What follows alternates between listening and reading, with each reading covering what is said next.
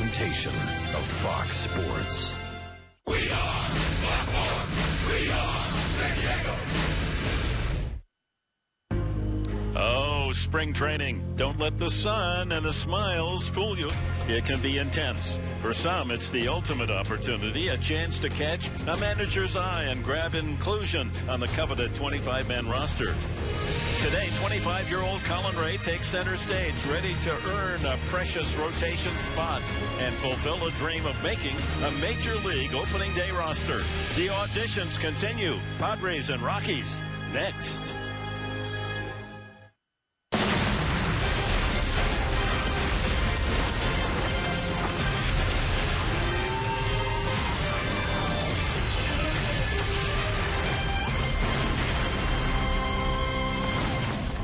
The Grand Canyon State showcasing its panoramic beauty on this Saturday. Cactus League action featuring two NL West adversaries. Here in Peoria, it's the Colorado Rockies and the San Diego Padres.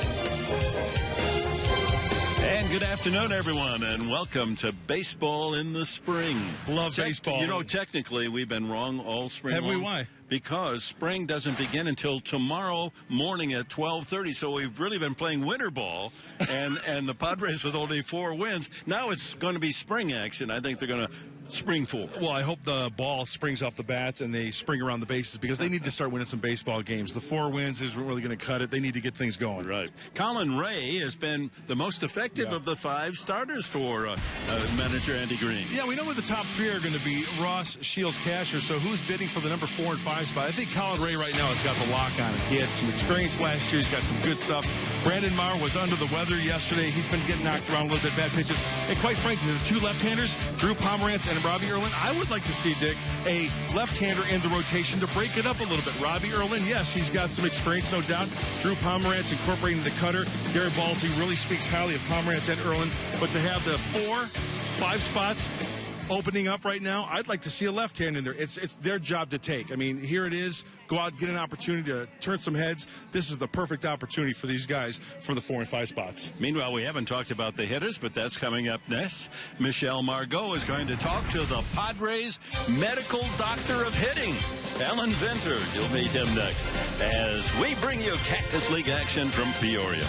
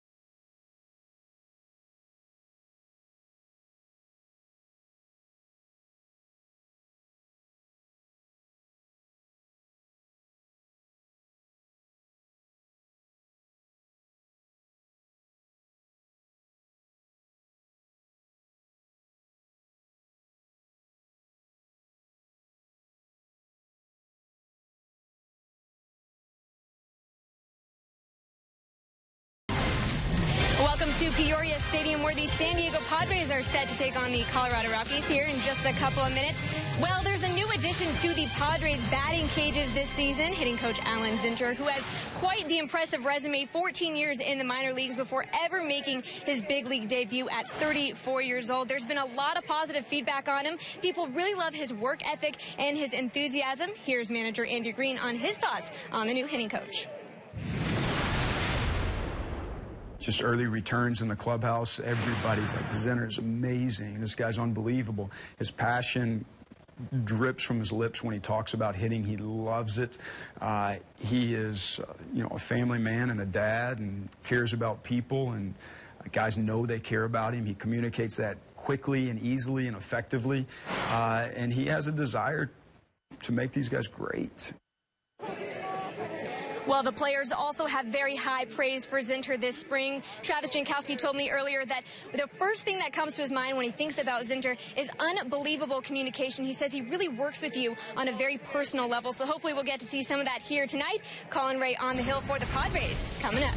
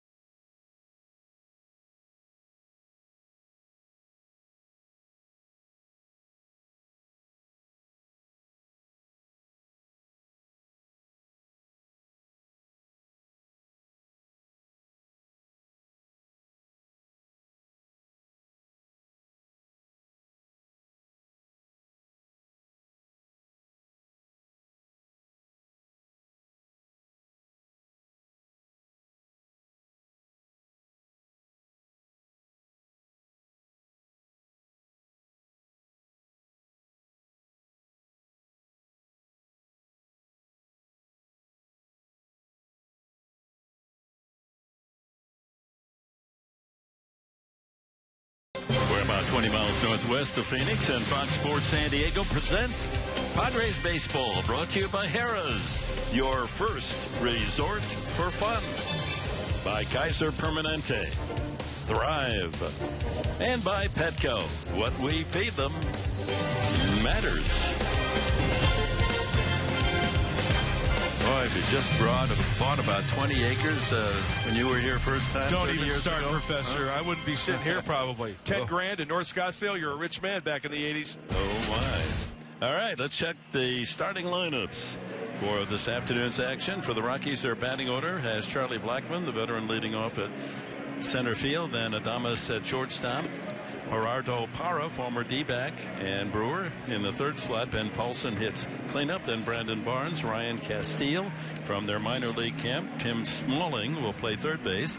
The catcher is Dustin Garneau batting eighth, and then Rafael Inoa will clean up the starting nine.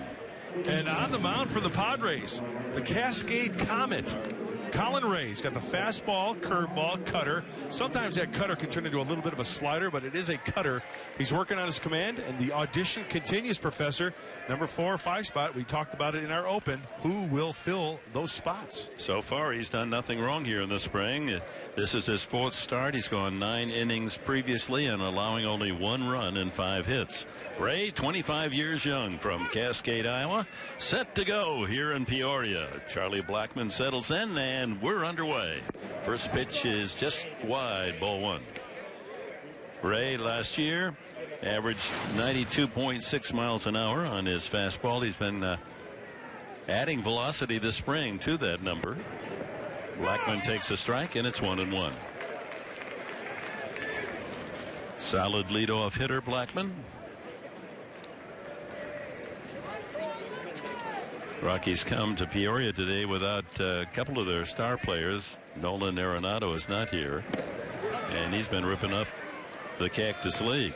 Hitting a lusty 600 is Arenado, 18 for 30 with a couple of home runs and a slugging percentage of 1,000. I think he's got a good chance of making that club. If he only could field the ball. Yeah, 3 years, 3 Gold Gloves. That's he's gonna have to have a large mantle in his home after his career is done. We'll see Arenado in a couple of weeks. Padres open the home schedule for the Rockies at Coors Field on April 8th. 2-2 is just out of there. 3-1 rather, and that's ball 4. Check the defense for San Diego on this bright sunny Saturday afternoon. Temperature rising into the 90s. In the outfield, we have Blash in left, Upton in center. That's Jankowski in right field. Around the horn, Solarte at third. Weeks gets a start at shortstop. Schimpf at second base. Rosales, the first baseman. Derek Norris behind the plate for Ray. Christian Adames, 6'4", 29 on the spring.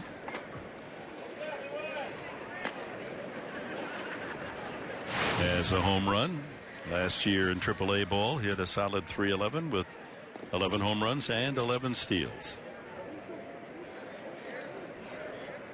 He and Ryan Story are battling for the shortstop spot for Colorado, and that won't hurt. A shot to center field. Quickly fielding Upton, the throw in, and it won't be in time as Blackmon with his speed able to race from first to third, and the Rockies threaten right off the bat. Well, with the big outfields here in Peoria, you hit a ball to center field, and Blackmon gets a good jump on that. The play's right in front of him. If the runner can get to second base before the ball is touched, why not take? He's got to hold up a little bit, thinking that ball possibly could be caught. Hey, now. Whoa. He's got to hold up over at first base. First and third. Gerardo Parra, the right fielder. Padres have long admired this outfielder. He's got a great arm defensively. Solid hitter. Comes over from Milwaukee. On the spring, he's 7 for 29. Last year with the Brewers, hit .291 with 14 homers. And you always have to think of offense at Coors Field in Denver. You got a guy like Parra. We know what Arenado can do. We know what Blackmon can do. Could be 2. Run will score. There's 1. Back to first. Double play. Padres turn 2 as Blackmon scores from third. It's 1-0 Colorado. Nice pitch by Colin Ray. He will gladly give up that run for the 2 outs. And that's the mentality of any pitcher. 1 pitch, 2 outs. Have to keep it in your mind. Work down in the zone. Let your infielders work for you. And a nice turn. By 2 men who have not seen each other that often in the field, with Schimpf at second and Weeks at short. Turned it nicely. 2 outs to Ben Paulson. And with a shift on, trying to bunt his way aboard. Paulson, 7 for 27 this spring. He's knocked in 8 runs with those 7 hits. Really shallow in center field is Melvin Upton Jr. Really cut down the range there. He split the gap. He's off and running. But he's got good speed out there. We saw Brandon Belt the other night beat the shift by bunting toward third for an easy hit. Paulson trying the same to begin. Falls behind 2 strikes. Last year with Colorado, hit .277 with 11 home runs. First full season in the big leagues. Ground ball to Weeks across to Rosales, and that's it for the Rockies in the first. They bring in the game's first run. Here come the Padres. Jankowski to lead it off.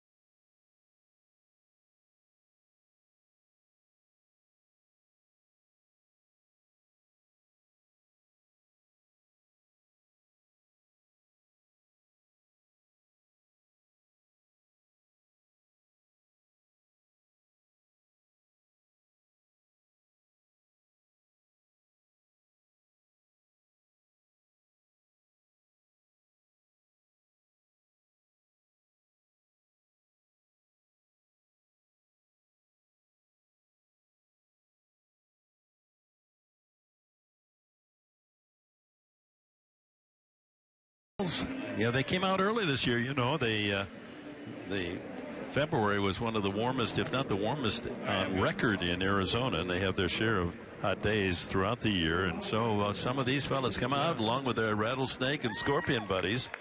Don't show that to Andrew Kasher. He'll make a wallet out of it. Or boots. Yeah. Look how still he is. Well, he's a fan. You know, you got to concentrate in this game. All right, here are the Padres against Tyler Chatwood, the 6-footer from Redlands, California. His 4th game this spring. He's worked 7 innings. Jankowski, the hitter. His Stony Brook team went down to Kentucky in the first round of the NCAA March Madness. But he had a chance for a few days of bragging rights after they won their conference.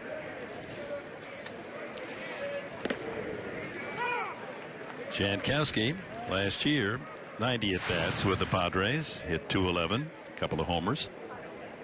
#1 draft pick. And he can steal you a base. This guy has 3 this spring. They're getting a lot of opportunities, Travis Jankowski.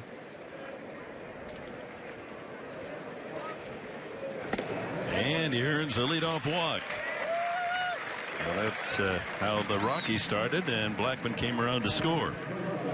Rockies defense today. Well, first we'll check on the Padre offense with Jankowski leading off, then Weeks, Solarte, Blash trying to make the club with his power. Melvin Upton hits 5th, then Derek Norris, Adam Rosales, Ryan Schimpf, and then the pitcher Ray. You may have noticed that Ray is in the batting lineup, whereas Chatwood is not. So Walt Weiss electing to use the DH just to give one of his position players a chance for 3-4 at bats, where manager Andy Green feels that this is the time to start with your pitchers. Let them hit. They got to learn bunt and swing the bat. So it begins today with Ray. Jemile Weeks has had a terrific spring, just numbers wise, probably the most impressive of all the San Diego players. Last year in AAA, limited games with the Red Sox, not impressive at all. But he this spring is hitting .478, 11 hits. You know, I think the start at shortstop today tells you a lot as you take a look. Those are the numbers you're talking about, Professor. A nice spring training for Jemile Weeks. 3 for the last 3. He tripled last night in his only at bat against the Giants. And I guarantee you, Andy Green is looking at that turn of the double play at shortstop in that first inning, watching the footwork. Runner goes, and the throw to second is not in time. Jankowski with the steal. his fourth of the spring. Hey, there's a battle for a bench position, too. Travis Jankowski, what can he bring to the table? Well, late inning pinch hit, late inning pinch run, steal a bag for you. That's a feather in the cap for Travis Jankowski. So with going out, the Padres have a tying run out there at second. Count a ball and a strike to Weeks. And he takes away.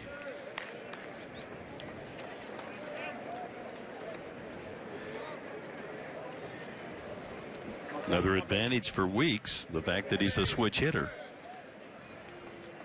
And like those with whom he's competing, Rosales and Marista, he hits that one deep. Very deep, and he will touch them all. Jahmile Weeks continues his hot hitting. He hit that one in the next week. And that's the kind of swing you want to take 2-1. You get the fastball, jump all over it. Wanted it down and away. Oh, that leaks middle in. Throw the head of that Shillelagh. He knew it, too. So the Padres jump on Chatwood. First two hitters for a couple of runs, and they lead 2-1.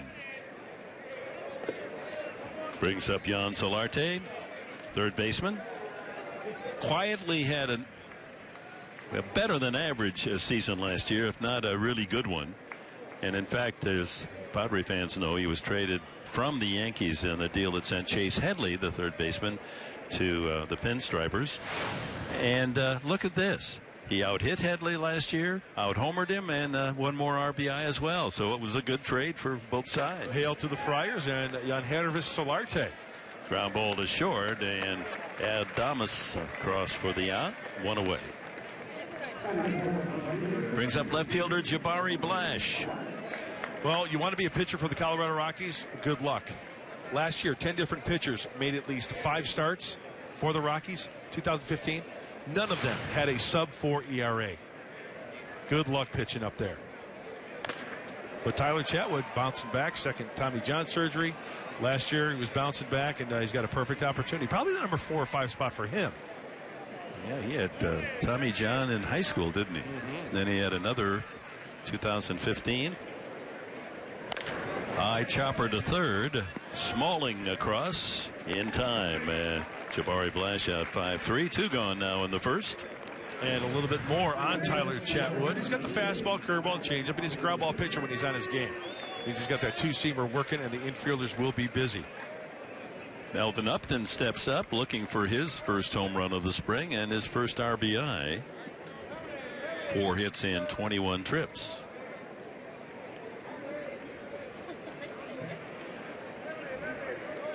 Breaking ball all the way to the screen. Well, 15 days. You marking the calendar? I got up this morning and marked one off. 15 days before the season opener against the Dodgers at Petco Park, April 4th. 2-0.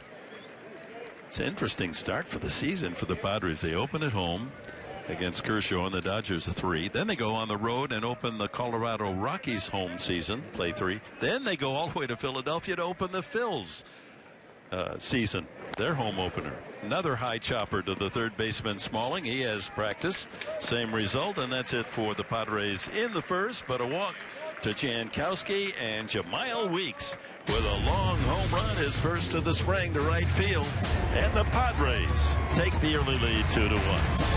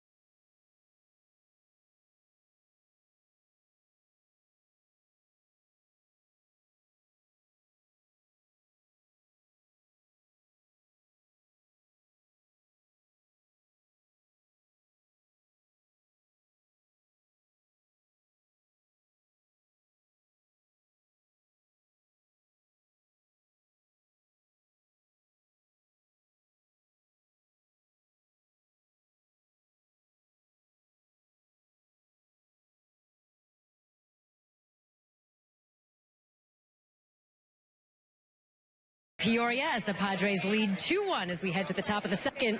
2-1 thanks in part to that homer by Jamal Weeks. Now he's been making a huge bid to make that opening day roster. Manager Andy Green giving him his first start ever this spring training at shortstop. And he said that this is something he's wanted to see from Jamal for a while. And he said that he wants to get a good look at him. Andy says he's passing all of these tests right now and that he's played incredibly well and he's very much in the mix. He also added Adam Rosales, also in consideration for a job, saying it's exciting to see them all fighting for something. And by the way, guys, that home run may be due in part to the fact that University of Miami, Weeks' alma mater, headed to the Sweet 16 after defeating Wichita State. So you know he's playing happy today.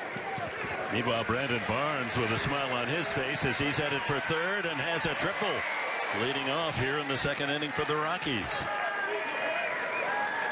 Barnes finding the alley in left center for a three-bagger.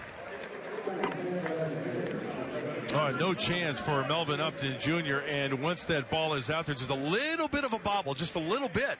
I think he took that into consideration, and why not try to turn it into a three-bagger? Ray doing his job backing up third as the errant throw bounced away from Solarte. No further damage done, but the Rockies have the tying run there at third with no one out in the second. Ryan Castile fouls it at the plate. This has got the makings of a game at Coors Field early on. It doesn't it? Extra base hits, home runs.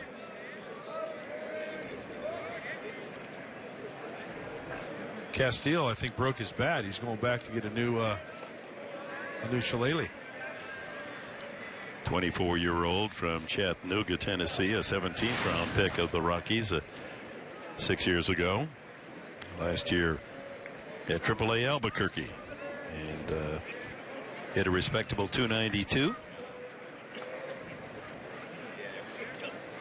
Couple of homers.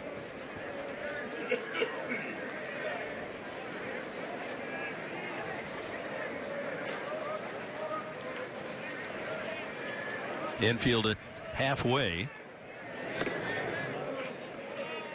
Ball and a strike. And Colin Ray elected to go from the full windup, Dick, with that run around third base, and feels he gets the most out of his delivery and his pitches rather than going from the stretch. Some guys just feel comfortable with that run around third going from the stretch. Not Colin. He likes going from the full windup. Nice. There's that cut fastball down the way. Good size, Ray. 6'5". Gained 20 pounds in the offseason. Tips the Toledos at 225. Well, you can really tell a difference, can't you, compared to last year and now with that weight gain? I gained 40, and I look great. I was going to say the same thing. You really do look great. I like it when you got enough bulk going that when we're on the road, you can lead interference. Shot, line drive to Rosales. Boy, that ball whistling toward right field, but right to the first baseman as Castile lines out. Okay, a third of the way there for Colin Ray. Sure, it was hit hard, but perfectly placed. Here's Rosales for the first out. That's a hang with him. Watch Rosales. He's in an athletic position just a little bit to his left and then checking the runner. We talked about Weeks. Rosales is in the mix for that utility guy, and I'd have to think Alexi Amarista is a little nervous about what might happen this year. These two are putting pressure on Amarista. Breaking ball slow and high and inside. Smalling called up from the minor league camp, and of course that process goes on throughout all of baseball at this time of the year. They give some of the youngsters not figuring to make the 25-man roster, but a little a kiss. Come into a big league spring training game. Smalling is now 28, a non-roster player. Played his college ball at Virginia Tech. The Hokies? Is that the Hokies? Yes, it is. Or if you go back, they're the Gobblers. Really? Yeah. The mascot was a turkey? Might have been. You can get, some turkeys in that part of the world. Yeah, good turkeys. And I know you like them when they're wild. That's right. Nothing like a wild turkey. High chopper, that'll get the run in, and it bounces spring training Kangaroo into center field for a base hit for Smalling, and we're tied at 2. Well, that's the chances you take. And Dick, you make a good point. You know, during the course of spring training, sometimes those fields out there, it's like playing on parking lots. It gets very, very hard. Right out in front of home plate with the infield in, cuts down the range. Hey, you made a good pitch. You made him hit it on the ground. That's all you can do. So Smalling with a base hit and an RBI. It had only one at bat all spring with the big club. And here's Dustin Gasteau, the catcher. He's 2 for 11, limited play thus far here in Cactus League.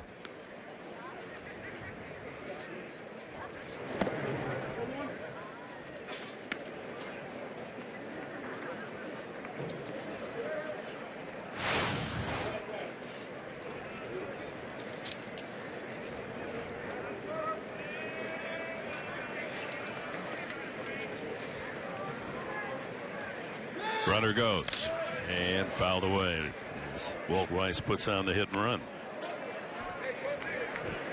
Rocky's probably going to go with 2 catchers, Nick Hundley, of course, and then Dustin Garneau. But there's a guy by the name of Tony Walters that is getting a kind of a look-see. Good defender, good hose behind the plate.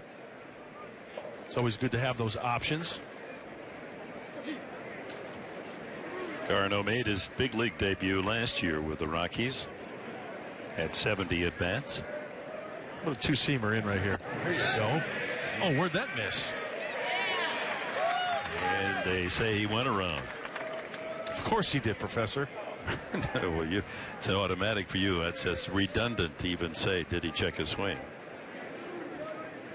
First base umpire all over that call. Scott Berry working the first base bag behind the plate. We've got Corey Blazer. Blocked by Norris, and it's 2-2.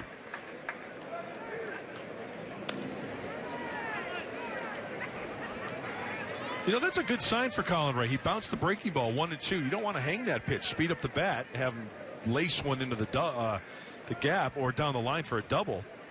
You know, there's such thing as throwing a bad pitch in a certain situation when you're ahead in the count.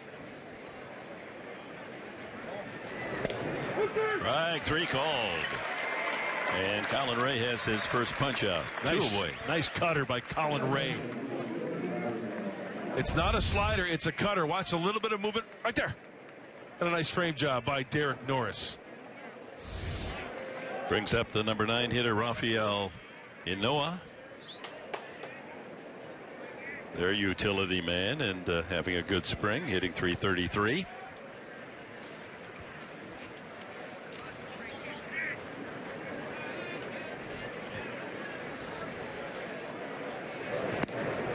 Takes low.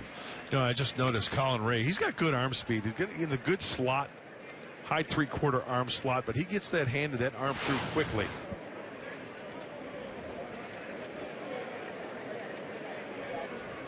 Inoa's been with the big club the last 2 years, spot duty, and not a bad pinch hitter. Switch hitter.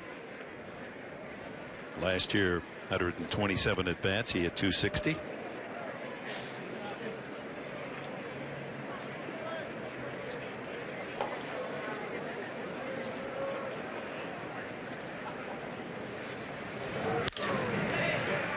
Drive center field right at Melvin Upton. And the Rockies are gone in the second, but they've tied it at 2. During the Lexus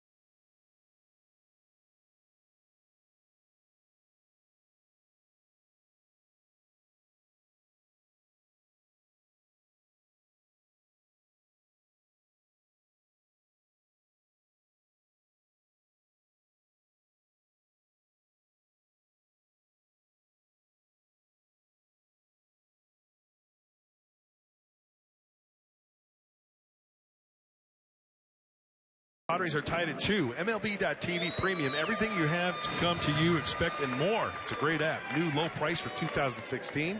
Watch every out-of-market game and all 30 teams live in true HD on over 400 supported devices. Blackout and other restrictions apply. Visit MLB.TV for details. You've got to have it if you're a baseball fan. Well, they've done a great job, haven't they? It's MLB. Unbelievable. You know, here in the spring, you can see like 4 or 5 baseball games. In fact, I believe our telecast today is being carried at MLB, so we tip the Padre cap to all of you fans around the country today. Thank you for joining us. 2-2 tie, bottom of the second. Derek Norris sends that one high to center field. Blackman waiting for it to come down, and there's one away. Julie Alexandria is with us down by the Padre. Well, let's see, where is she? Julie. Hey, guys. Well, you know, Adam Rosales, in a way for our fans to get to know him a little bit better, here are 3 things you may not know about Adam Rosales. He was drafted in 2005 out of Western Michigan University. He actually roomed with manager Andy Green. And Andy had said that he was the cleanest guy, so that's a good thing. And he said when he hits a home run, he sprints around the bases. That's something he started doing when he was just 14 years old. And he said in an effort to keep the game light and to remember how fun it was as he played as a kid, that's something that he always does, that he keeps in mind. All right. You could add another note there, too, Julie, that he's a new daddy. Yeah. Well, here in spring training, went home and greeted their second child. Hey, good things happen when you bring life into the world. Adam Rosales, he is the giver of life. Congratulations. Yes, a nice way about him. Immediately likable. High energy, positive. Last year with the Texas Rangers, he had 228. 3 home runs, so he didn't have many chances to sprint around the bases. Padres signed him to a minor league contract this year, trying to make the club.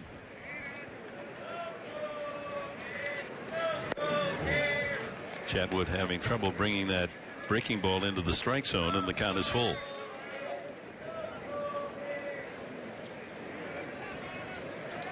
I think in a situation like this, Chatwood's got to go to his number 1 pitch. That's a 2-seamer. Try to hope for a grounder. Foul back. He was acquired, Chatwood, from the Angels in 2011 for catcher Chris Iannetta.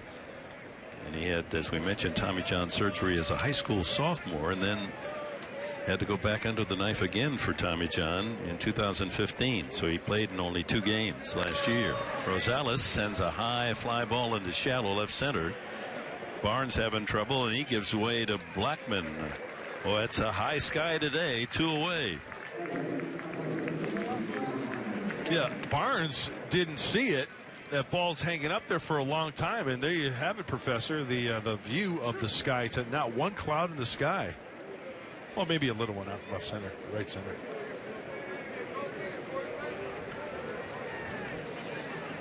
It is a hot one today in Peoria. Yeah, they expect temperatures to reach 92, 93 today and tomorrow.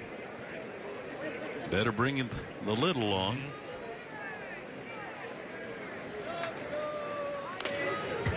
Foul back.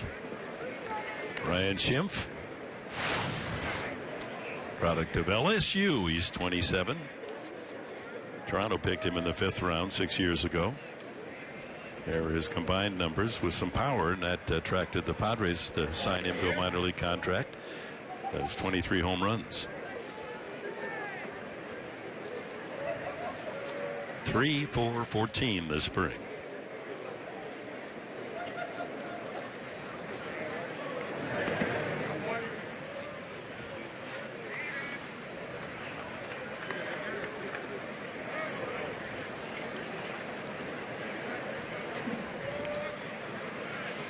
Colin Ray would be next.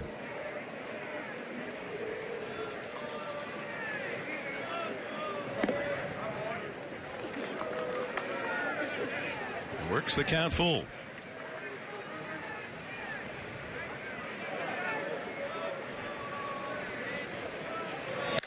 Lined softly into center field.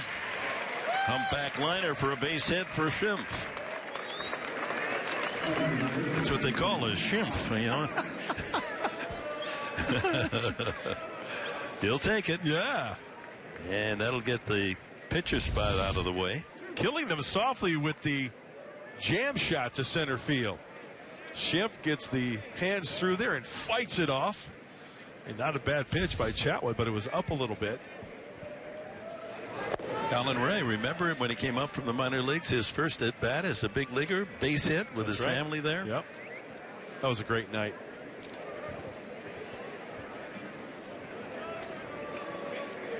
Looks pretty athletic up there. Took a good rip at that one. Let's see. Last year he had 9 at bats and a couple of hits, including a double. I like that. What was your career batting average? You had to bring that up, didn't you? Well, you went long ball. I was like 6 for 90, so I was like 080, 067. Couldn't get to. Yeah. So if the Mendoza line is 200, what is the 100 line? Antarctica, below 0. Bad. Very bad. You could be bad in Celsius and Fahrenheit, huh? High chopper. That's going to be a tough play. Shortstop Adames, and he's able to make it for the final out. We've completed 2 on Peoria, and it's tied at 2.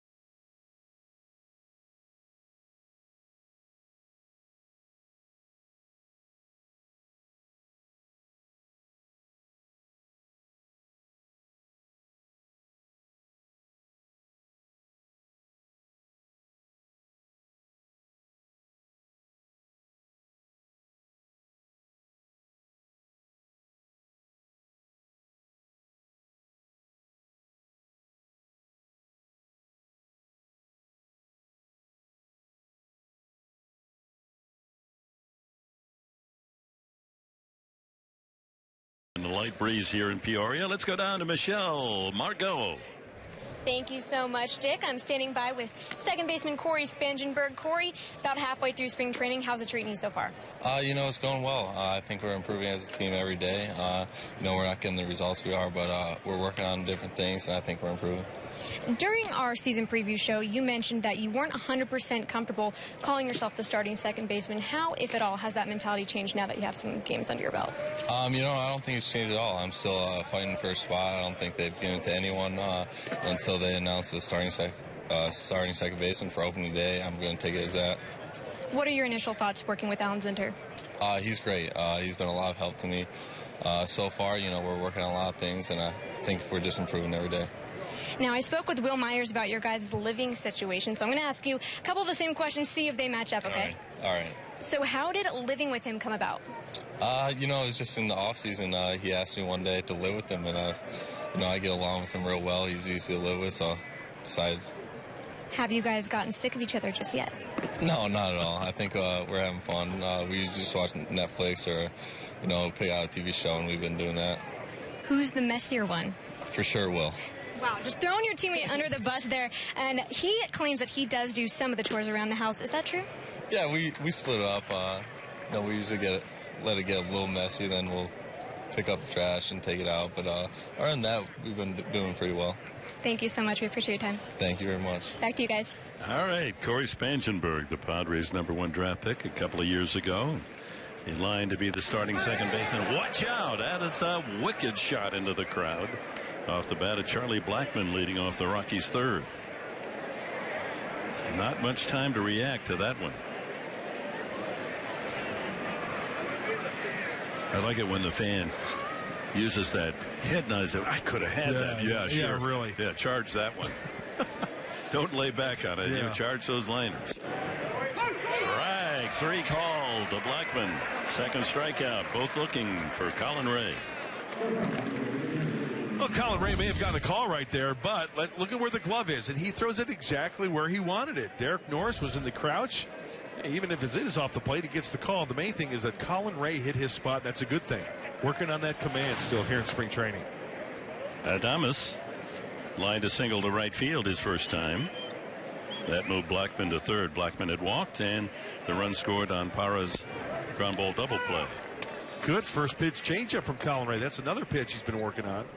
It's kind of like a split change out of the hand. Good arm speed on that last pitch for strike one. High fly ball sends Upton back, trying to find it up in that high sky, and makes the catch, drifting away. Oh, Melvin, you made us hold our breath. Our heart skipped a beat. Battling El Sol here in the Cactus League. And going back on a ball, this is not an easy play because he can't use his glove because he's got his left side towards the track. Got to use the hand. That's what he's looking up into there. Good day, sunshine. Good day, good catch. Yeah, every ball hit in the air is a challenge here in spring training. High bouncer over the mound and into center field, and a base hit for Parra. 2-out single brings up Ben Paulson. Another high chopper hit for the Rockies, but that's a good sign. Colin Ray working down in the zone on that fastball. They're topping that. It's tough to square up. You see, Ray has a kind of an average or maybe a larger Adam's apple. Do you notice that? Didn't notice men that. have, my dad had a large Adam's apple, and it's the protective material to protect the larynx. The larynx, the voice box, right? Do you know how it got the name Adam's apple? Does it have to go back in the day as far as? Yeah, you got to go back. Named for a piece of forbidden fruit. Line drive, base hit. Ben Paulson, he'll send Parra to third. And the Rockies threaten here. Runners at the corners on back-to-back 2-out singles. Yeah, it's they claim that Adam, got a look of Eve, and he got a piece of that apple caught in his throat. And it left a protrusion. And really? So Adam's apple. I just threw that in. Thank goodness it wasn't a banana. No. Oh, they didn't have bananas in the Garden of Eden. No. It was a regular farmer's market. Apples and snakes is all they had. Brandon Barnes tripled to left center his first time and scored the tying run. Takes a strike. Let's see how Colin Ray can work out of some adversity. 2 quick outs, base knock, first and third. I like situations like this in spring training. See what you're made of. See what you can make as far as pitches are concerned to get out and leave those runners stranded. Well, they're not going to strand this one as a base hit to right center off the bat of Barnes. 1 run scores. On to third. The throw's offline, and on the throw into second. Safely goes Brandon Barnes, and the Rockies have taken a 3-2 lead. Barnes, 2 for 2, has scored 1 and knocked in 1. So 3 consecutive 2-out singles. Parra swung at the first pitch. He got a base knock. Paulson swings early, a knock. And first pitch here. And that throw offline, that's something that the outfielders practice. He overslid the bag there, but not quick enough on the backside for the tag. So some clutch 2-out hitting right here by Colorado. The runners at second and third for Ryan Castile, who sent a bullet right at the first baseman. Rosales for, and out his first at bat.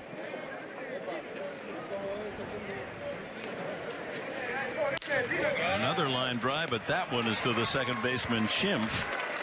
And the inning comes to an end. A run for the Rockies. They lead it 3-2. Discover the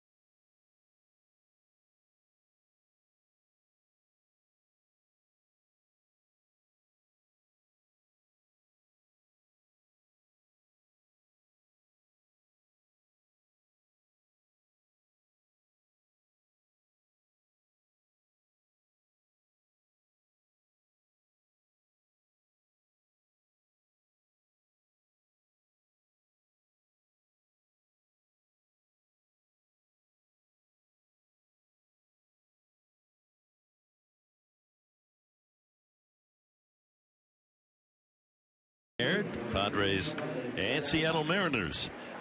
Nice turnout on this Saturday afternoon as the Padres host the Colorado Rockies. The Rockies and Tyler Chatwood have a 3-2 lead. He'll be pitching from the top of the order. Jankowski, Weeks, and Solarte to hit for San Diego.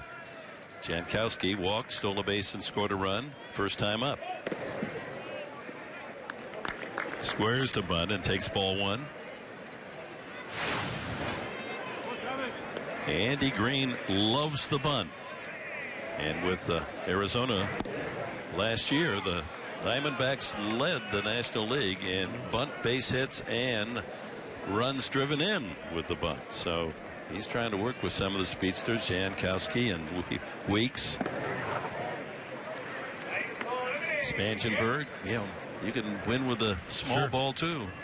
It's nice to have that combination like the Diamondbacks are going to have. They've got that speed where they can bunt. They've got the Paul Goldschmidt's in that lineup. High chopper. This is going to be tough. No one at first base, so that's an easy base hit for Jankowski. Pounded that off a hard dirt around home plate for an easy base hit. Hey guys, well, Travis Jankowski was telling me before the game that he was struggling a little bit, and he was in the cage the other day, and well, you could just call it the Mark McGwire effect. He said that McGwire came up to him and he was watching him take some hacks, and he said, if you just drop your knee into the zone, meaning if you just drop your knee back a little bit, get your hands down to the ball, he said, try that. And he said it made all the difference in the world for him, and he said that it really helped his confidence. He also praised Mark McGwire's ability to communicate what he needed, and he said that not all coaches can do that and really speak to you on the right level that you need to be spoken to, but he said that he's been really clicking with Mark McGwire and that he appreciates the help. Mark McGwire, who is the new bench coach, and of course his knowledge as a hitter is an added bonus. Yep. Talked to Mark prior to the game today, and he said, he's gonna stick his head in the cage once in a while to help Alan Zinter, the hitting coach, and that's a good thing. Weeks tried to bunt on the first pitch. Weeks accounting for the Padre runs in the first inning with a long home run to right field, his first of the spring. 2-run shot as he continues his torrid hitting, 12 for 24 on the spring.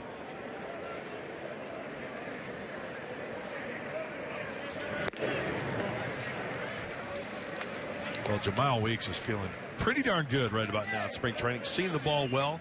You see by his stance, very quiet at the plate. Using the whole field. Turning on the fastball earlier, the home run, 2-1 count, fastball count. He was all over it. 5'9" and 170 pounds. He can generate a lot of power. He was a former #1 draft pick. Oakland A's. And then things just went south on him. Padres signing him as a minor league free agent. Maybe the steal of the spring so far. A.J. Preller.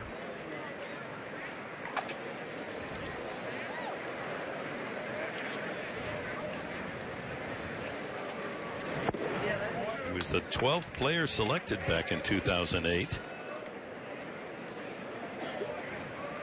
And had a big first season with the Oakland A's in 2011. He came up and hit .303.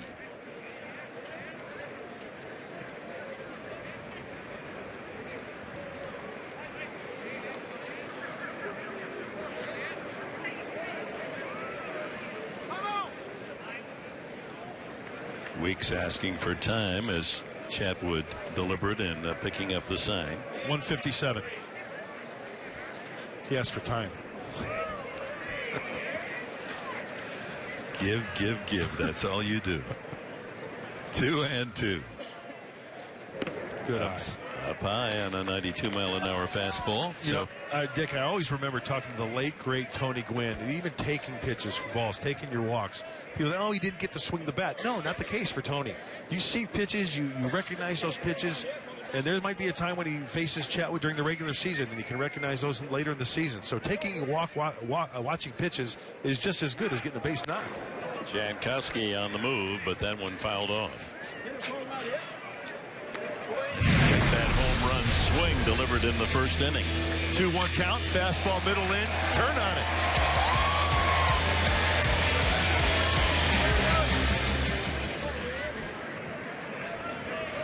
Jankowski apparently will be on the run again. Little run and hit here with no one out. Padres down 3-2 here in the third. There he goes. Fouled again. Just got a piece of it. And here is Solarte is on deck. 38-year-old skipper Andy Green. He is a man of detail and focus. And he told us the other day the reason he loves the National League, if there's more variables, there's more opportunity to take advantage of this game. And how to, there's a ground ball. They'll stay out of the double play by running Jankowski, and the put out at first. 4-3. Ball was struck well by Weeks. Moves the runner into scoring position. Hey, Andy Green, he's prepared. He's a Boy Scout. He earned his patch as a player, earned his patch as a coach. Minor league manager of the year, 3 years. Now he's got that patch being a big league skipper.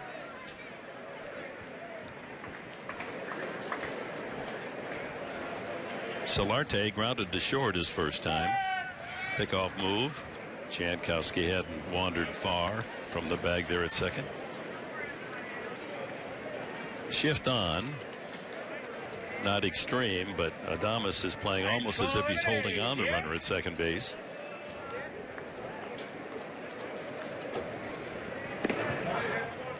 High. Tying run aboard for Solarte.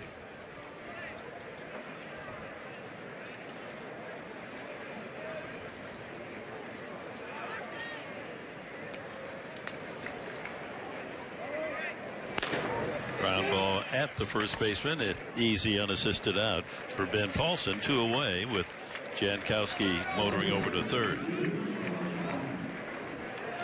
And it's up to Jabari Blash, who grounded to third his first time.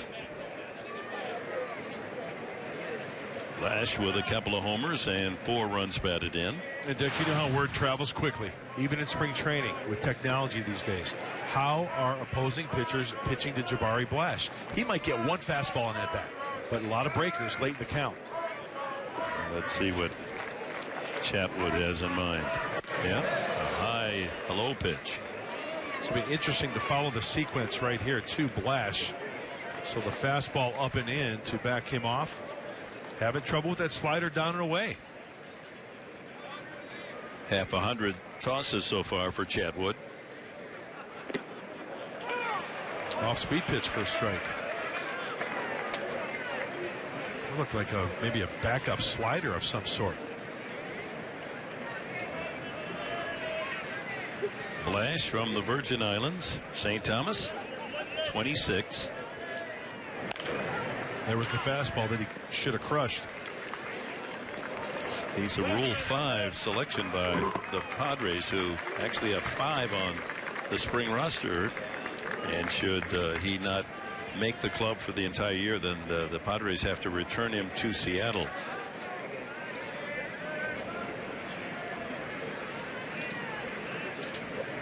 Green would love to see him in the lineup with his power. Here comes the slider. Able to check a swing.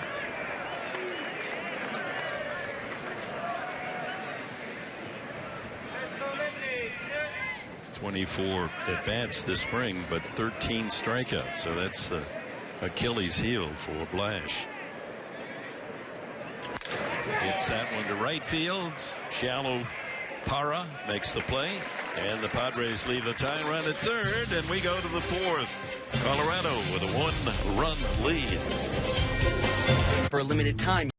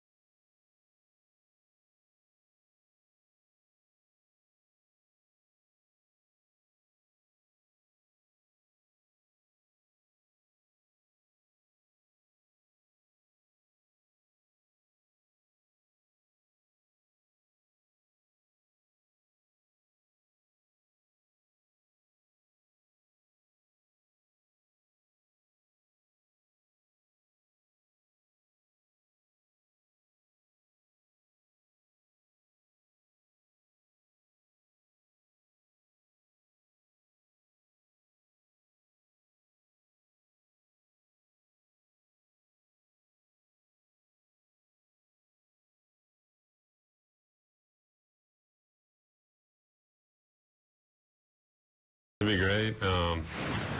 Biggest thing I can do is just go out there and do my best every day and not really worry about or think about if I'm going to get that spot.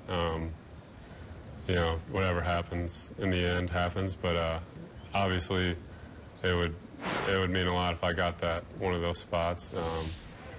Going forward, helping the team out any way I can with that. So yeah, it'd be awesome. Colin Ray, you saw he's wearing the official uniforms of the Padres for the All-Star game hosted by San Diego at Petco Park in July with the yellow and blue combination. Ground ball stand by Solarte and throws him out. Quite a play. Smalling robbed of a base hit by Solarte.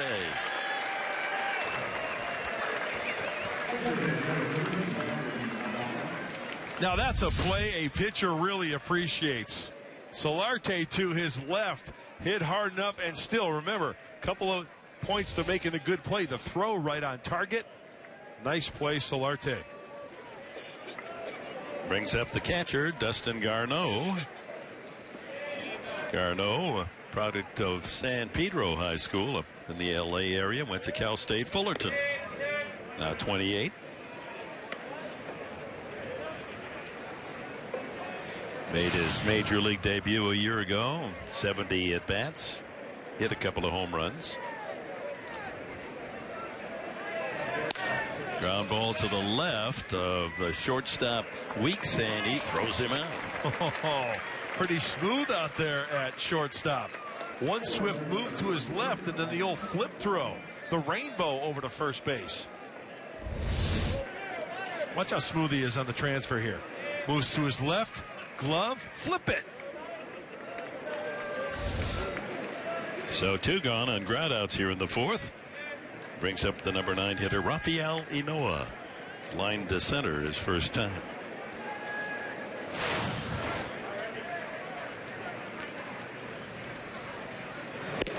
Takes a strike, 92 on the fastball. Well, the Padres will go over to meet the Dodgers tomorrow. Baseball Sunday, and then right back here at Peoria for TV games Monday night and Tuesday afternoon. Tuesday against the Rangers, a 1 o'clock game, and then Monday night our telecast at 7. Cincinnati Reds will be here.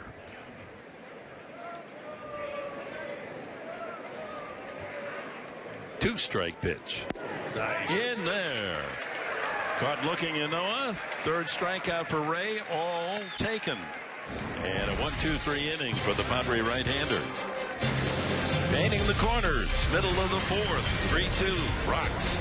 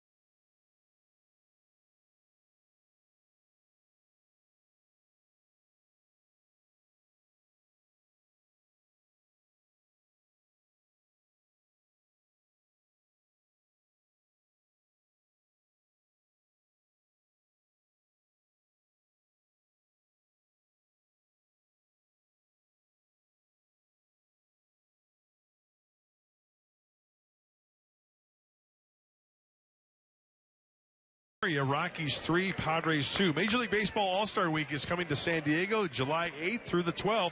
Register now for the chance to purchase tickets at allstargame.com. That's allstargame.com. Registration ends April 20th. A mighty exciting summer in San Diego, and at Petco on a line shot off the bat of Upton will make that Melvin Upton right to Parra in right field. One away. Brings up Derek Norris. Padres 2 runs on 3 hits. 2 runs coming home on Jamiel Weeks' long home run in the first inning. 3 runs and 6 hits for the Rockies.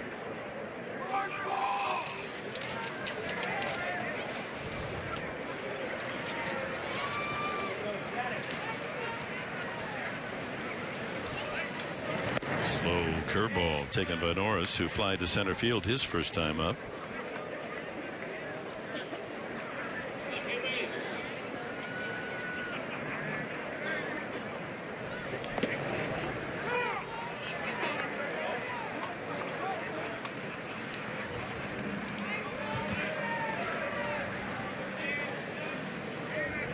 Shift on. Move second baseman Inoa over on the left side of the infield for Norris. Didn't see a lot of shifts against Norris last year. No, did not. He hits a lot of balls to the right side. 2-1.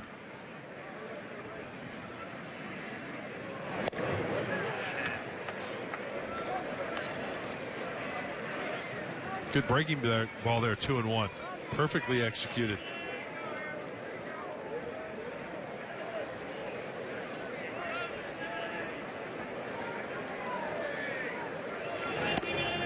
Strike 3 called. Norris didn't like it. Chatwood has his first punch out of the game. You know, initially Nick Hundley was set up inside. He wanted that one inside. Look at the glove, and then he frames it nicely right on the outside corner.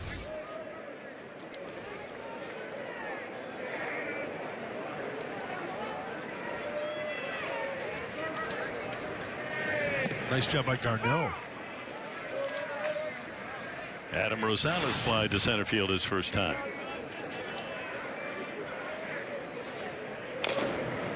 And pounds that one foul.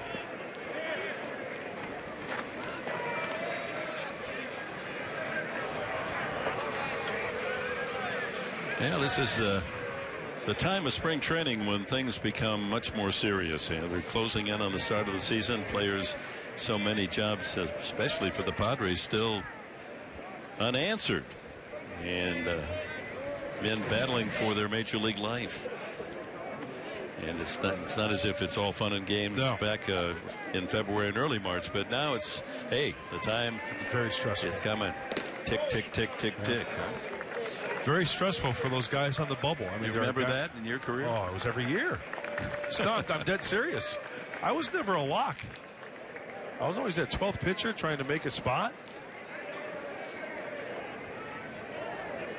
2-2 to Rosales, and he gets him on the breaking ball. A couple of strikeouts for Chatwood on a 1, 2, 3, 4th inning. On we go, 3-2, Colorado.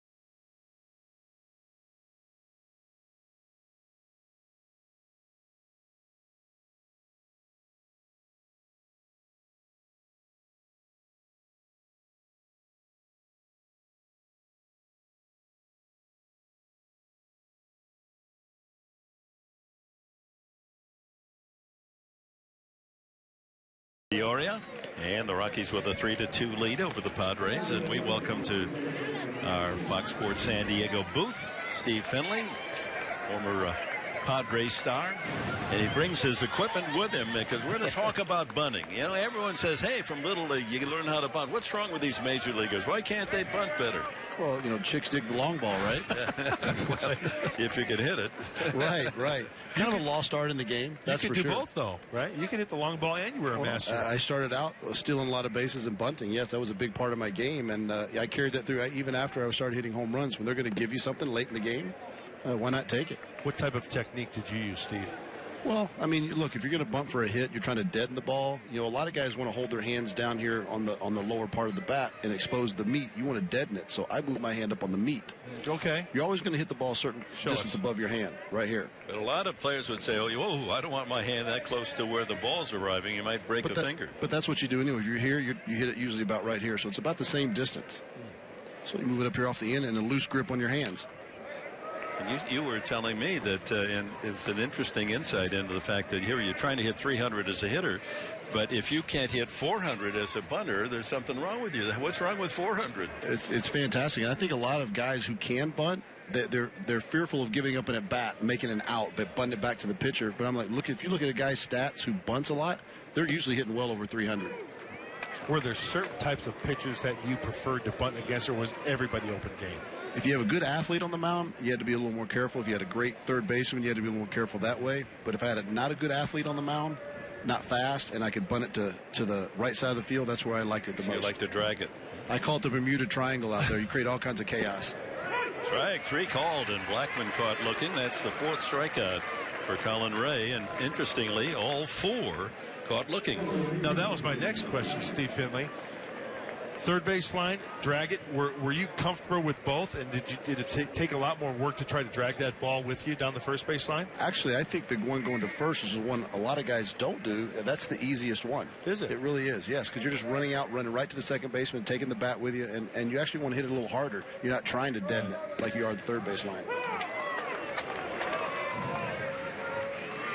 So there's some controversy as to what pitch is the toughest to hit.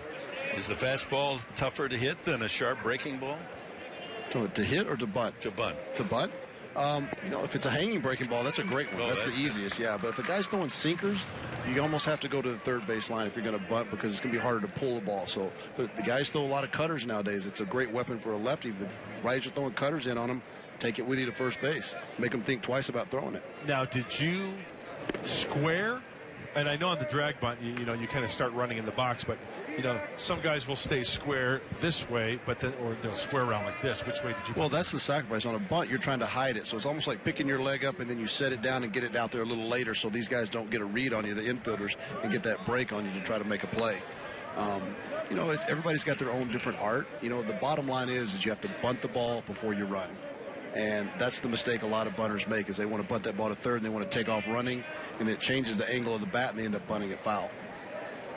Ground ball weakly to the left side, and Weeks with a flip across in time for the out. And there's 2 away here in the top of the 5th inning. The subject today is the sacrifice and the bunt for base hits, and Steve Finley offering his expertise. If you watch batting practice, and it's true at all levels, and guys want to hit, they want to swing the bat, and often it's, bunt 3 and swing 5 or 6 or whatever it is, and they go, man, get the bunt now, I want to really swing. You just wonder why players don't take more serious attitude about bunting the ball. Well, I think it's not something that's thought about, really. Everybody wants to hit. But I will say here in this camp, bunting for a hit has been made a priority, and there's a group. It's not out on the field. They have a whole area set up for these guys to work on sacrificing and bunting for hits. High fly ball. That's Blash all the way to the fence. Can't make the play. Ball kept carrying away from him, and Adames cruises into second base with a fly ball double. 1 out, and the Rockies a chance to fortify their 3-2 lead. So that's at Little Diamond just by the batting cages, is it? It is, yes. And it's great. These guys step out of the cage. They see a lot of guys out there, so I want to go out there and bunt some now. It's just right here. It's convenient. And it's something that gets worked on. Checking here while we're talking to you, it was the ground out, of course, by Adames, and that was Parra that gets the double into the left field corner. Ball carrying well. The light breeze blowing in that direction. So, Steve, in your estimation this year for the 2016 Padres, are we going to see a little bit more of the bunt for a base hit possibly? I hope so. It's really been emphasized, and don't be afraid to make a mistake bunting. Sure.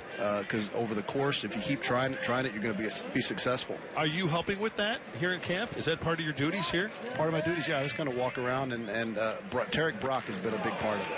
That ball is hit well to deep left center field off the bat of Paulson, all the way to the base of the wall.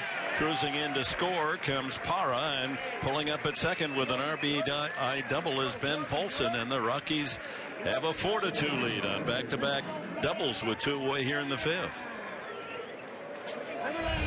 Well, catching too much of the plate on the breaking ball, and a left-handed hitter, Steve Finley, you can attest to this. You got a righty who throws that big looping breaking ball. You have time to adjust and take that ball the opposite way. That's exactly what he That's did what right you're there. supposed to do with that ball right there. I mean, if you're trying to stay out over the plate, trying to stay up the middle on off-speed stuff. If they really hang it and you're a little out front, that's the one you hit for the homer to right field. Yeah.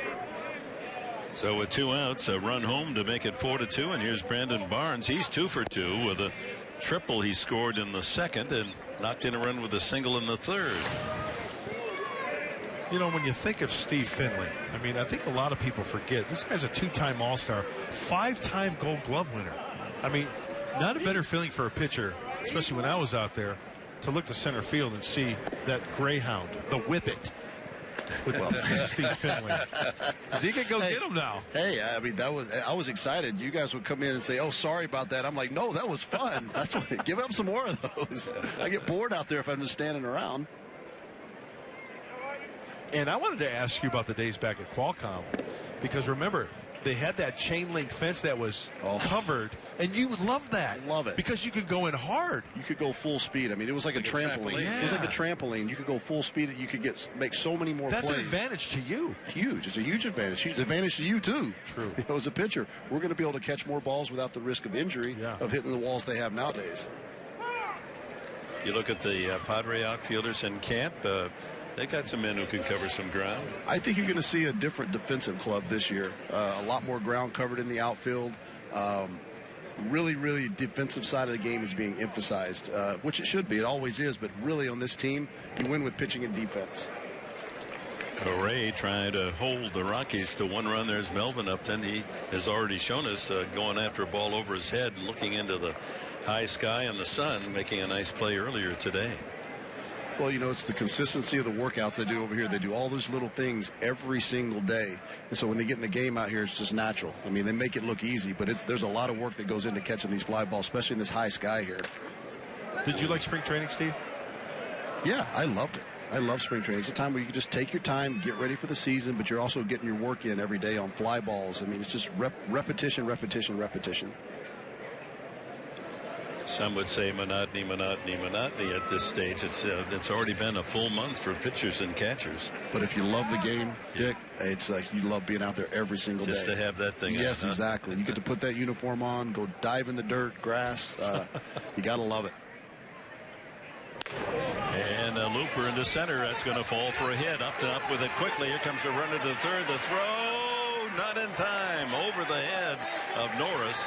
And on to second goes Barnes with a throw, and the Rockies have another run. It's 5-2, and what a day for Brandon Barnes. Is 3 for 3. He scored 1 and knocked in 2. Steve, I was going to ask you about this as we take a look. Okay, the center fielder, which you played, coming in hard, kind of airmailed a little bit, just a little bit too quick on the release, maybe. You know, it's like not. He's too. really upset at himself out there. I can tell you, he's beating himself up because that's one of the things that emphasizes hitting the cutoff man, and he's upset right now, and he's going to be working on it tomorrow. Yeah, he may have slipped because his reaction. You make a good point. As soon as that ball left his hand, he reacted in a way like, "Oh my gosh, I kind of slipped a little bit, or was a little bit too quick." Yeah, get a little quick across his body, and it sailed. Castile takes a breaking ball, ball 1. What is alarming for the Padres at this stage, because it was the feeling that the pitching rotation was going to be solid. You know, the 4 and 5 spots in that rotation have not been settled. But we've gone through the last 5 games, the apparent pitching rotation, and everyone's getting cuffed around. In fact, the Padres team ERA now is 6.35 this spring. And here's Ray, who had allowed only 1 run in 9 innings. He's given up 5 runs. And 9 hits today. You know what I say? Get it out of your system now.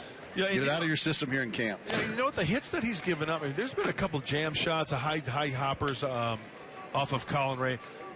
I like the pitches that he is making right now, and like that last one, I mean, we've had 2 choppers over the infielders' heads. We've had that jam shot there. In fact, a couple of jam shots to center field. So, hey, that's going to happen, especially in spring training. Yeah, you're looking at execution of pitches. When you're hitting, you're looking at hitting the ball hard. If you're doing those things, eventually, you know, it's going to come around, and the numbers are going to show. Especially down here, numbers are always inflated anyway in spring. Another foul off the bat of Castile. What are you doing away from baseball now? Oh, boy, I'm doing a lot. MLB International, working at Morgan Stanley. You're in Rancho Santa Fe? Rancho Santa Fe Group, yes, I am. Not a bad place to be employed. Not a bad place at all. They have a sports entertainment group, so we're trying to help athletes hang on to their money. Well, that is a good cause, and certainly a tremendous need for just that. So many players, you get all that money, and they just, well, what? I'm going to spend it. Unfortunately, you're absolutely right. There is a need for it. But we're trying to change that narrative. 5-2 the Rockies here in the top of the 5th inning. All of this has happened with 2 outs. Double by Parra.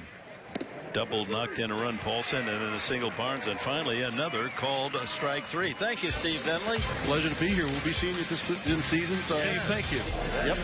Go bunting along. Drag out of here. Goes to Luckies.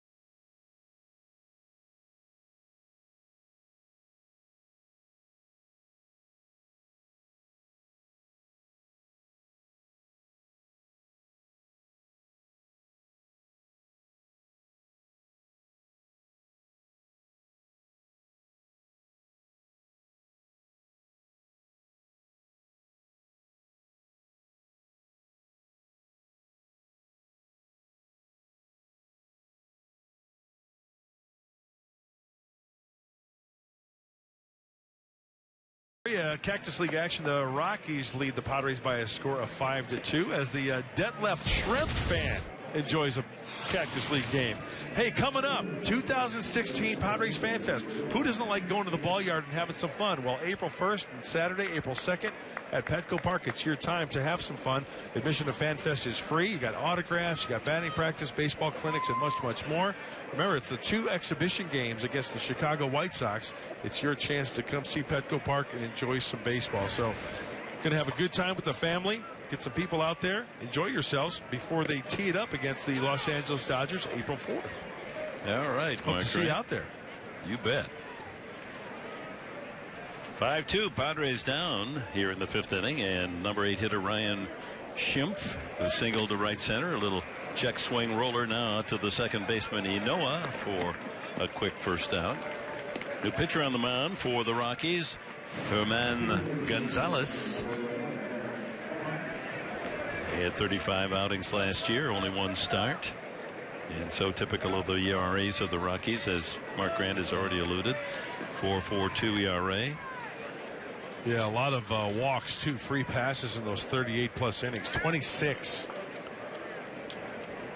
Pinch hitter for Colin Ray, veteran Eric Kratz.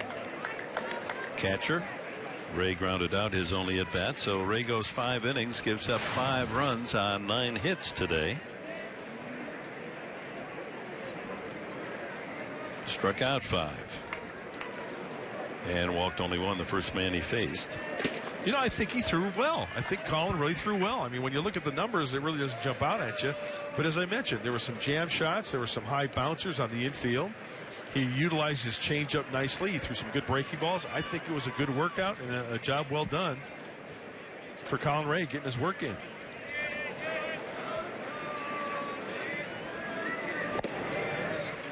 Two and 1 to Kratz.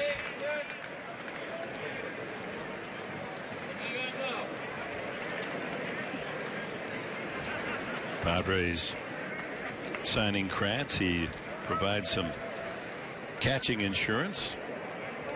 If not making the club, he will wind up probably in El Paso. Pounds that one foul.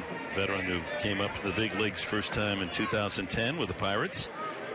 3 years in Philadelphia, a year in Toronto, a couple in Kansas City last year, briefly in Philadelphia. They had 22 at bats.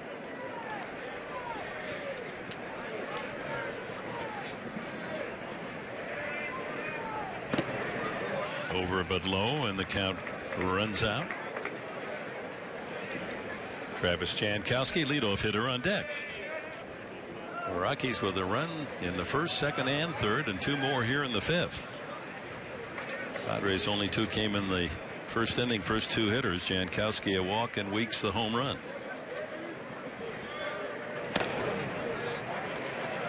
You can see the great two-seam action.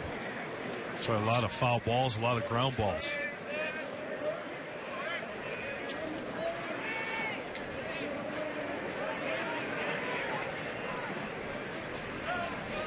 Five innings here in the spring. 5 games for Gonzalez. No runs and 3 hits allowed.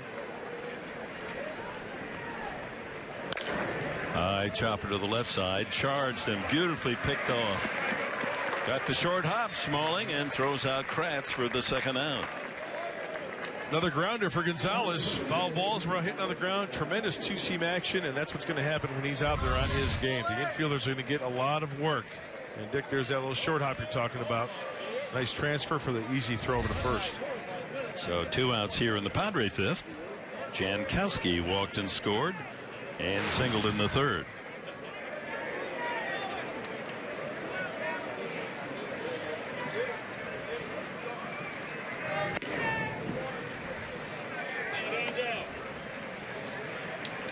Padres have announced a change at Petco Park when you come out to the beautiful ball yard as the season begins against the Dodgers on Monday the 4th of April.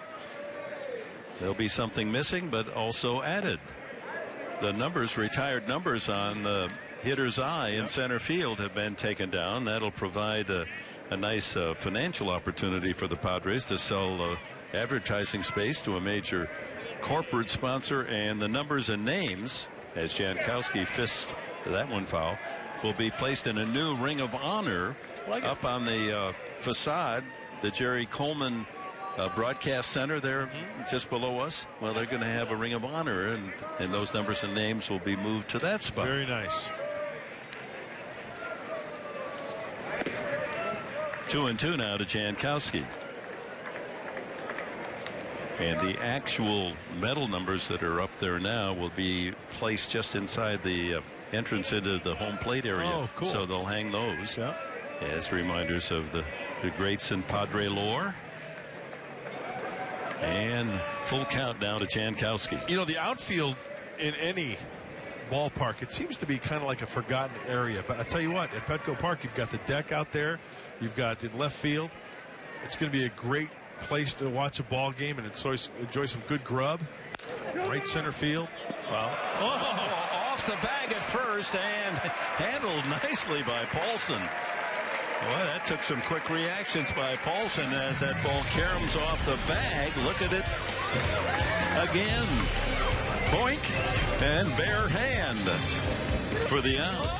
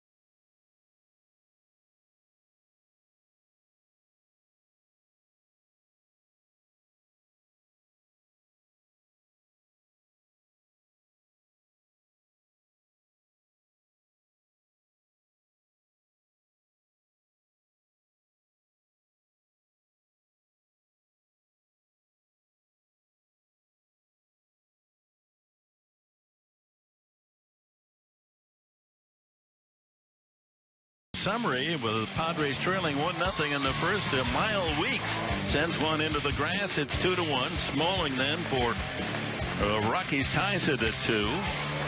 And back comes Brandon Barnes with an RBI single for a 3-2 Colorado lead. And they add on as Ben Paulson with that double to left center field. And later he would score in a 5-2 advantage for Colorado. That's our Harrah's game summary. Dick Enberg with Mark Grant. And our reporters down in the field, Julie Alexandria and Michelle Margot. Beautiful day in Peoria. As the 6th inning steps up John Edwards out of the bullpen for the Padres. Edwards, 28-year-old right-hander, converted outfielder by the Texas Rangers, acquired by the Padres midseason last year for Will Venable. Big arm for John Edwards, mid-90s on the fastball, breaking ball. Good downward plane from the tall right-hander. 91 on that heater, and a 1-1 count to Tim Smalling. Smalling has made a couple of nice plays in the field. He has an RBI single, and he was robbed of a hit by Solarte last time.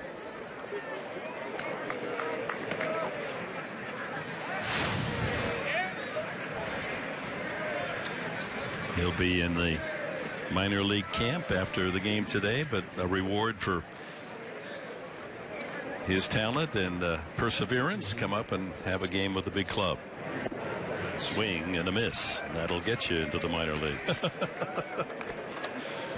Yeah, not too many good biting sliders like that or hard curveballs in the minor leagues. Nice pitch from John Edwards.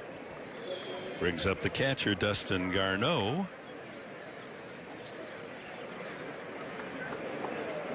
And it's worth another look.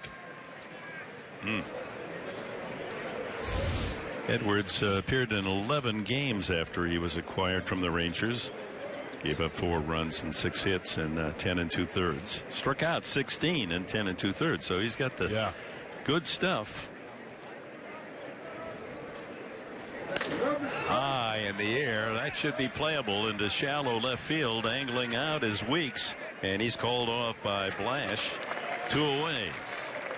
Great communication right there, because at first that's usually the shortstop's ball, but that ball hung up there so long. Jabari Blash taking charge. That's his ball all the way, and here it is. Okay, Solarte, he's back, and numbers are to the infield. He's out of the plate. Now you think Jamal Weeks.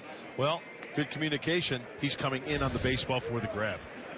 Blash catching that up into the heel of his glove for the second out.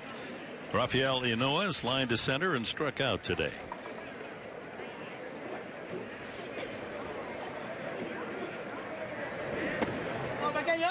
Edwards from Keller, Texas.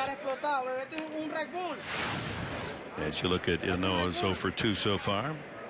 And the Cardinals drafted him 10 years ago as an outfielder. 5 years in the minors. Hit only .240. 37 homers. Big throwing arm, so they said, let's try the guy as a pitcher. Sure.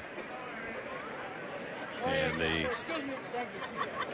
Texas Rangers did just that. They picked him up as a free agent in 2012 and converted him to pitching. And the Padres then trading for him. Will Venable to the Rangers. Good breaking ball. 1-2. Looks like a couple of breaking balls from John Edwards. The hard slider, the 12-6 curveball. You know, when you've got that frame, look at him get up on top, nose to toes. Ski slopes curveball there, huh? That's double diamond. Line drive to left. Blash comes in for it and makes the play. 1-2-3. Edwards works a perfect 6. The Padres need 3 to tie.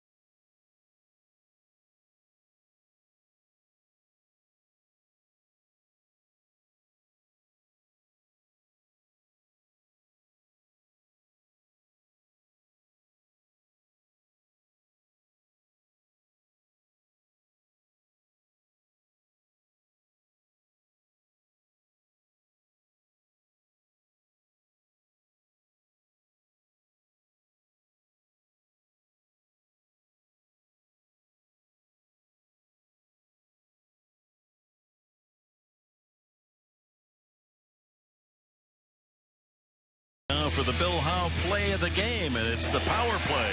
Home run, Jemile Weeks.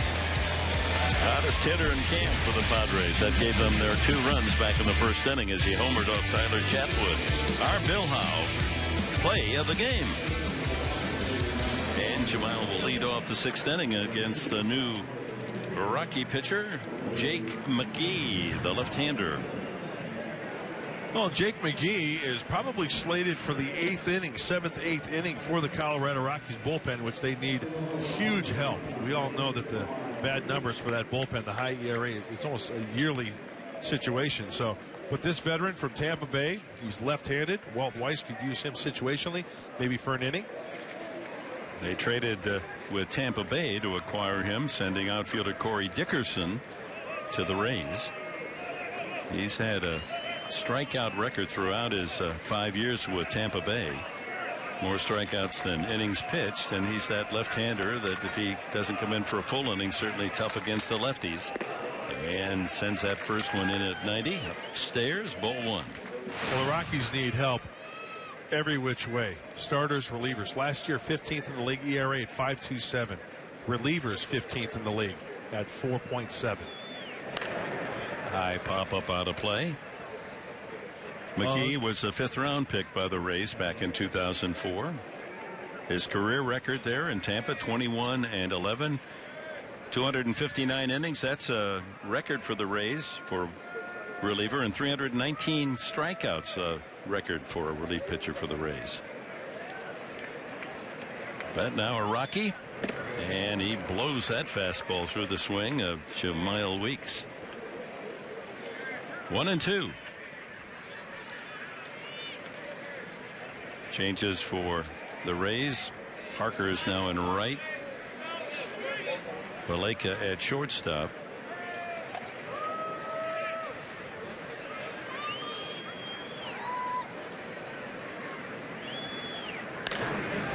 High fly ball, foul territory, tough chance, and back into the 3rd row.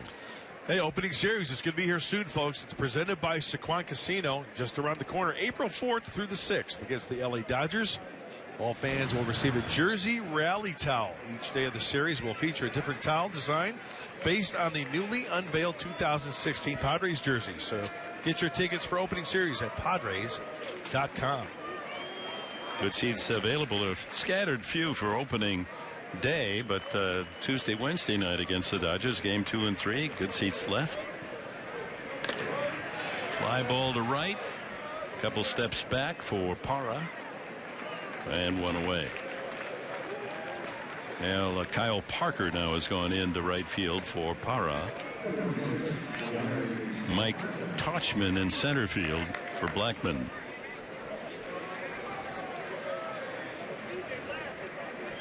And Pat Valeka at shortstop for Adames.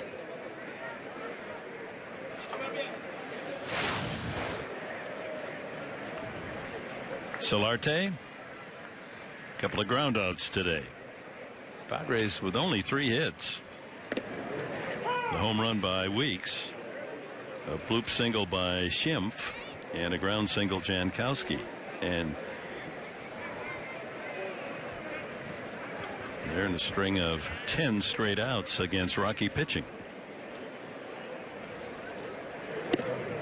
Got to get the bats going. It's getting late. Yeah.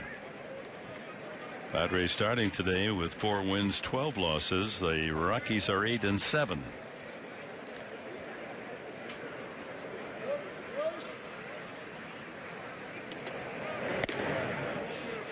Two balls and a strike.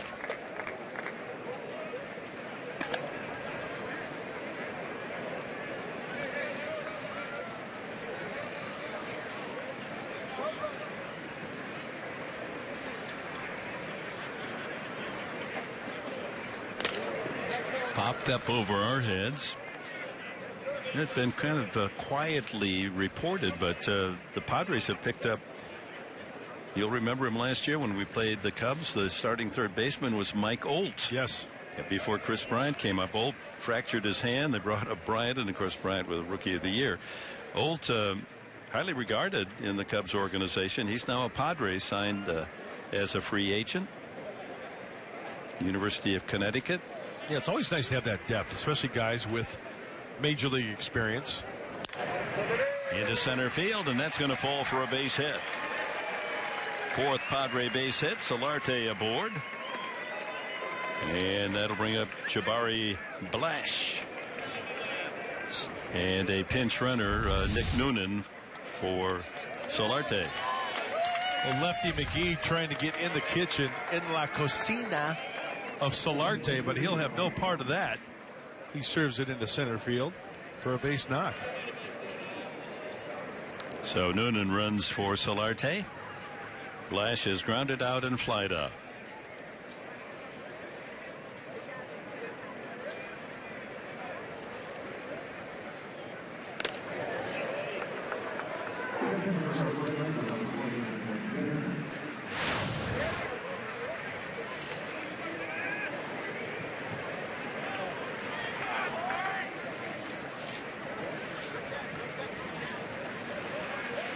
Such good size, this man. 6'5" and 235. Started baseball very late in the Virgin Islands. That's the one that's given him trouble. Yep. The old breaking ball. You bow to Uncle Charlie sometimes. Yes, you do. He'll bring you to your knees. Fastballs, bats like very much. Breaking balls, bats afraid. Watch out. Line just beyond us. This copyrighted telecast is presented by authority of the San Diego Padres. It may not be reproduced, retransmitted in any form. And the accounts and description of this game may not be disseminated without the express written consent of the San Diego Padres. And fans, that's all off the top of his head. He's in mid-season form. Gotta love it. 2 strikes to Blash. See if he buries a breaking ball here. Oh, fastball. High. 93. Kind of sneaky fast for McGee, huh?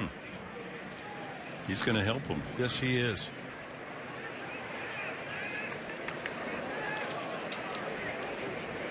Really haven't seen much of a move from the left-hander. That's also something you got to keep in the back of your head. Breaking ball, loop to short, and there's 2 away. Didn't get the sweet spot of the bat on that one. A little bit too quick on that breaking ball off the end of the bat. Brings up Melvin Upton, who is grounded out and lined up. McGee's 29, grew up in Reno.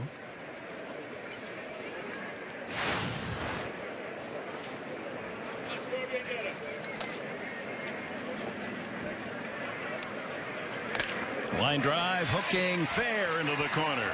On the run is Noonan. He's around second to third. They're going to wave him home.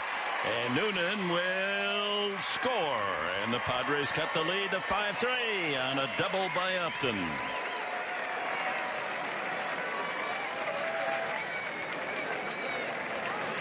Way to swing it, Melvin Upton Jr. And that's what happens when you leave the breaking ball too much of the plate to a right-handed hitter if you're a left-handed pitcher. Actually, I double-checked that. That's a fastball in that he spun on nicely. I stand corrected, and Melvin Upton Jr. stands on second base with a double. His first RBI of the spring. And the Padres got the lead to 2. Derek Norris has flied out and took a 3rd strike.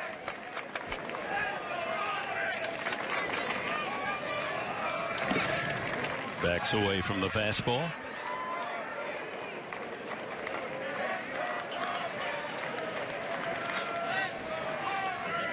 That's Dickerson. Alex Dickerson running for the Padres. For Upton. Poway native.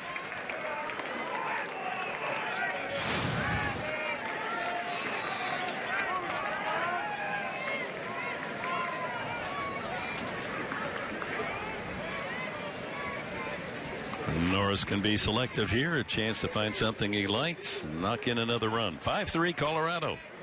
And he's swinging. That might have been ball 3.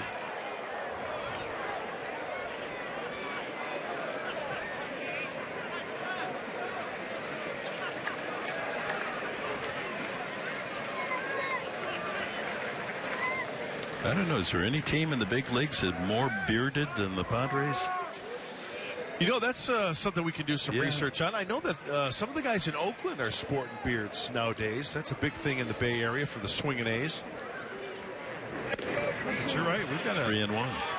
A healthy dose of bearded Padres. And I have a major league, but instead of a beauty contest, a beard contest. You know, and vote for the best beard, huh? We can get that going. You could get somebody. I bet you could get somebody to sponsor that. Absolutely. I don't know. Do they put gel or anything like that in there that you could sell? I don't know. No, there's a lot of saliva in there, but I don't know if you can sell it. So a walk to Norris. The tying run is on. Well, on the subject, let's go to Julie Alexandria. Well, you know, it's that hipster look, you guys. It's that thick beard thing that's going on throughout baseball. And I was talking to Derek Norris about his beard and how he basically upkeeps it, and asked about the other beards on the team as well. And he said, you know, he's got a little bit of beard envy when it comes to Cashner's beard. He said of Shields and Cashner, he said Cashner's got it. He said along with the mullet and the flow, he's like, Cashner pretty much has the best beard on the team. So, but I don't know. I'd have to say that all three are pretty strong. I think you got to put Quackenbush in the conversation as well. Good call.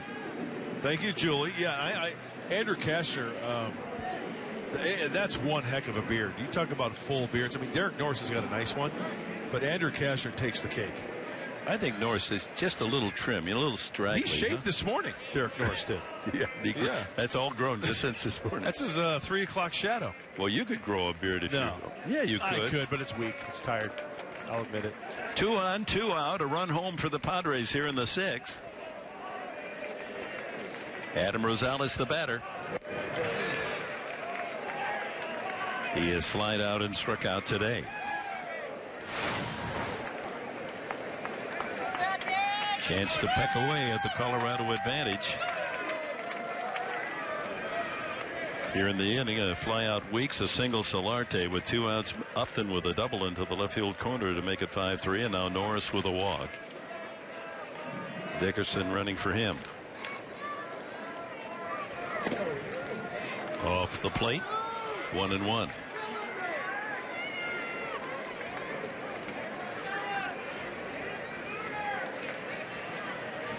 Trey Santon running for Derek Norris, one of the youngsters called up from the minor league camp.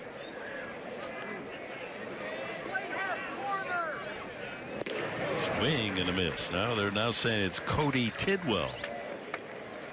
They look a lot alike. Yeah. They're both wearing 90-something. Oh, actually, they have high regard for Tidwell. His number is only 86. It's lower, so that's he's got a better chance, right? I'm not sure I'd want to wear 86. You know, that has other connotations. A ball, 2 strikes to Rosales.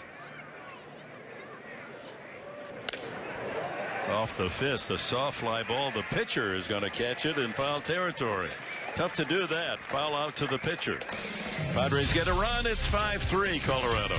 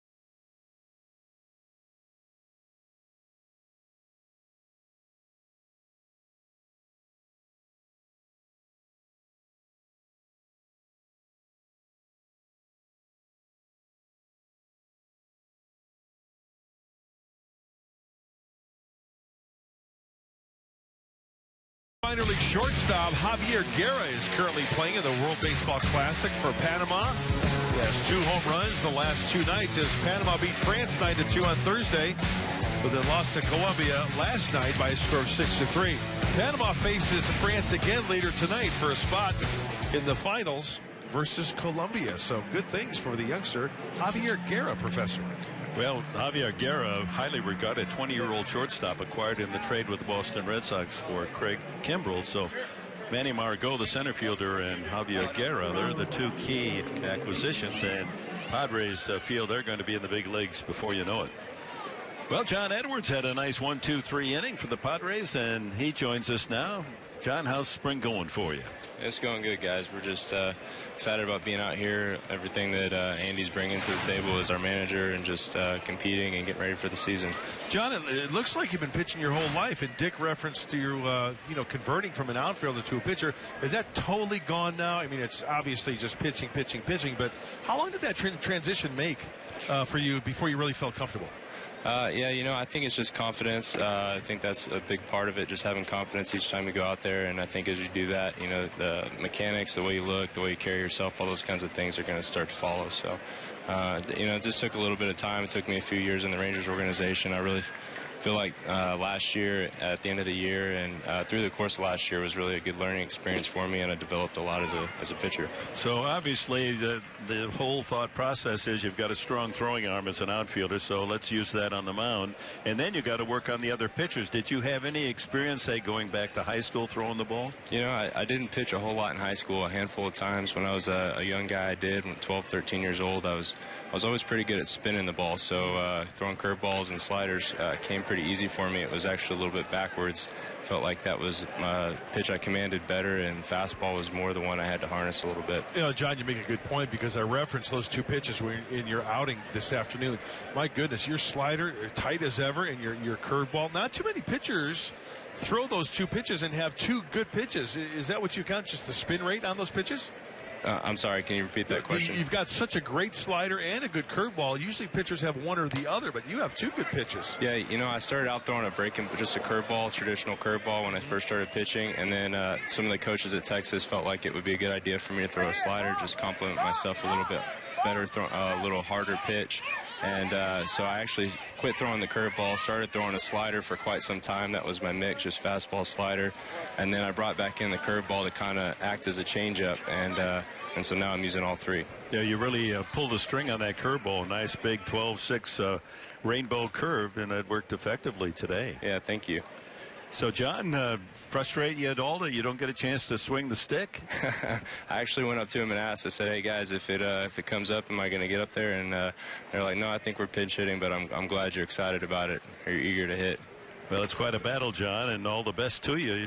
Good start here in the spring, and we hope to see you at Petco on opening day. Sounds good. Thank you. Thank you, Thanks, John. Edwards. Thank you. So Mike Tauchman, who's batting for Charlie Blackmon, the leadoff hitter here in the 7th against Leonel Campos on the mound now for the Padres.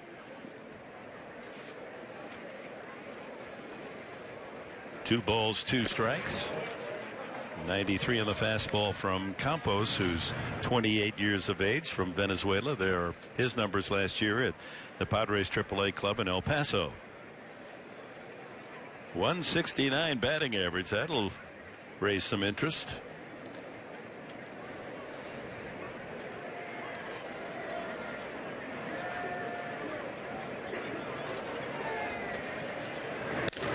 Pulled to first, 2 hops to Rosales, the flip to the pitcher covering, and 1 away.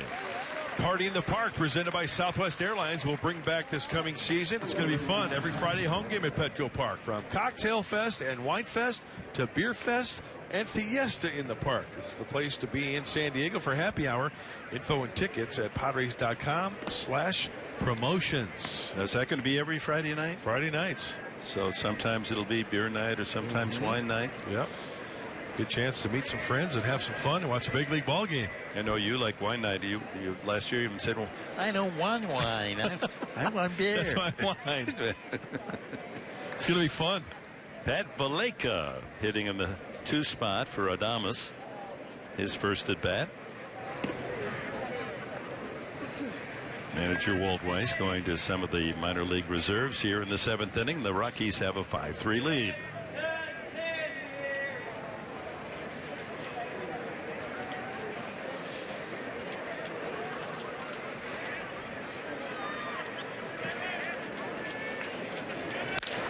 Pulled to third.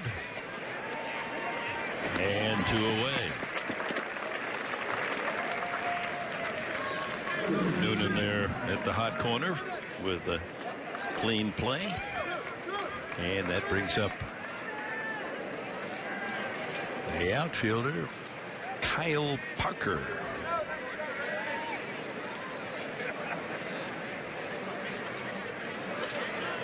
Parker's first at bat, hitting in Parra's spot. Parra grounded into a double play. Run scored on that double play in the first. Then he singled and doubled and scored twice himself.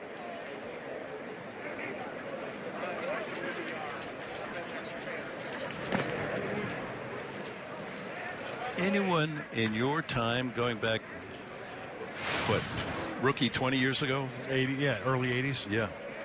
Do you remember anyone hitting with sunglasses? You know, that's a good point, Professor. I'd have to. One of the first guys I remember wearing sunglasses. Wow, that's a good question.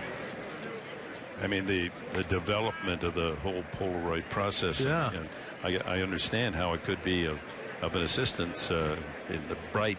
I mean, it is bright and dry here in the desert.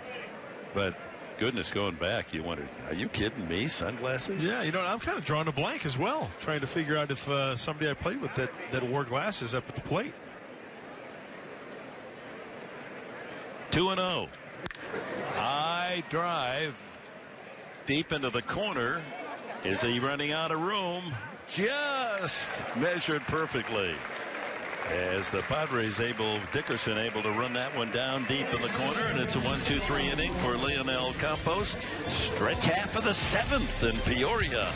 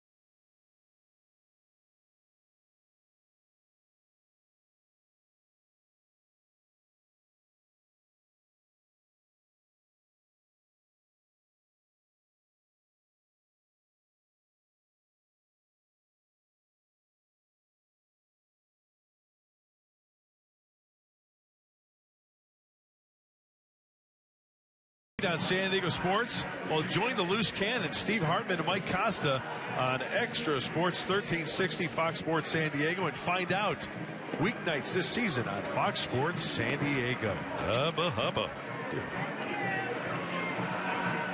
Great day out here in Peoria. You know that there's an interesting development here in the Cactus League as you look at Boone Logan coming in for the Rockies.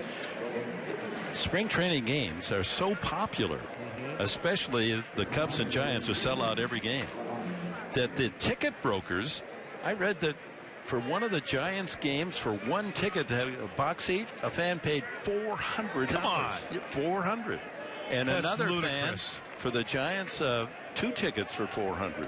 Oh my goodness gracious. And get this, for a seat in the outfield grass, of the berm. $51 is the going price for games with the Cubs. You know what it is here?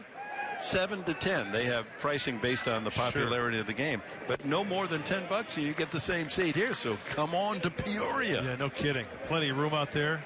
Great eats here. Fun for the whole family. Boone Logan with a score 5-3. Christian Bethencourt takes over behind the plate.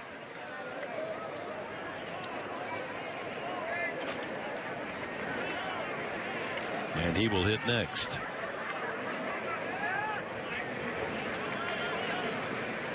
Ryan Schimpf has a single and a ground out to second.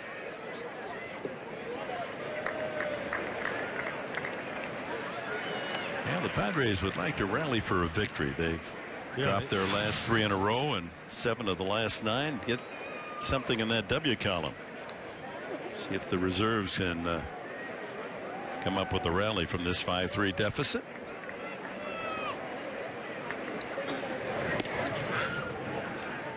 And that runs the count full.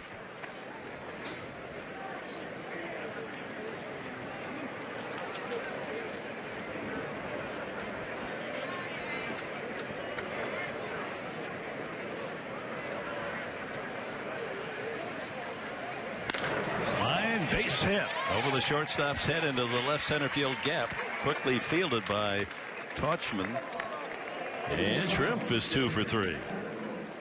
So the tying run comes to the plate here in the 7th for San Diego. Nice lefty on lefty, staying on that Boone Logan fastball and taking it where it was pitched. A couple of inconsistent years for Boone Logan, an integral part of that bullpen because being left-handed, but the high ERA in 2014, last year an ERA over 4 for Boone Logan. Needs to be a little bit more consistent out of that bullpen to be a big part of that success of the Rockies bullpen.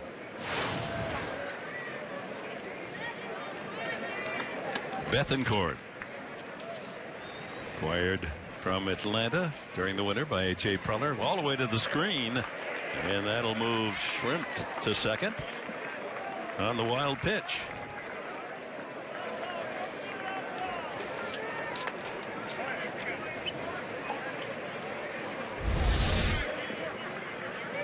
Whoa. Well, two-seamer down and away. Logan now 31, grew up in the San Antonio area, went to Temple, Texas College, and was a White Sox 20th round pick back in 2002. He's now 31.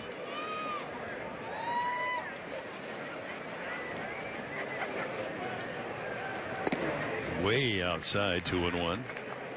So wouldn't it be appropriate if you're from San Antonio area, the Alamo City, they have a name Boone, huh? Yeah, that's right. Old Daniel, wasn't he in the fight there? Maybe not. Bowie was.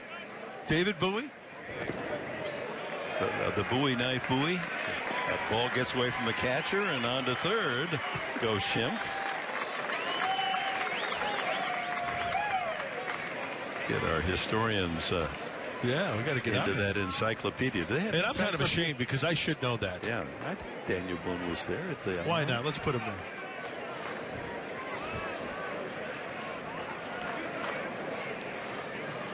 The infield will stay back and concede the run for an out.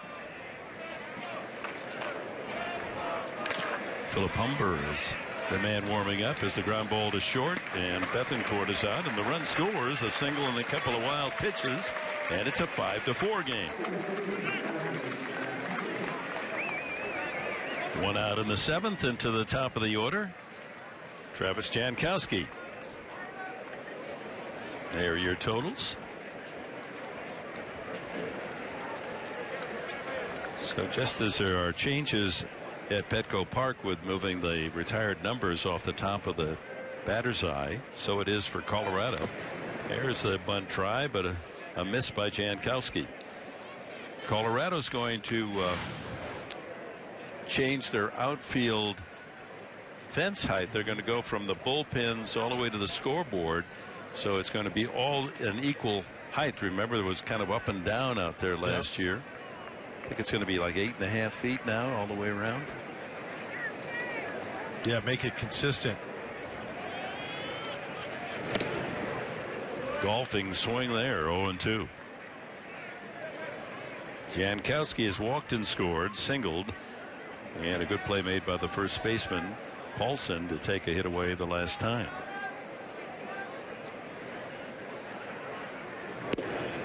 So it's going to be raised 8 feet 9 inches, as you mentioned, Dick. So that's going to, you know, it might not seem like a lot, but it'll probably make it a little bit more fair, don't you think? Those balls in the gap, rather than going over that fence, being off the wall and keeping them in the ballpark.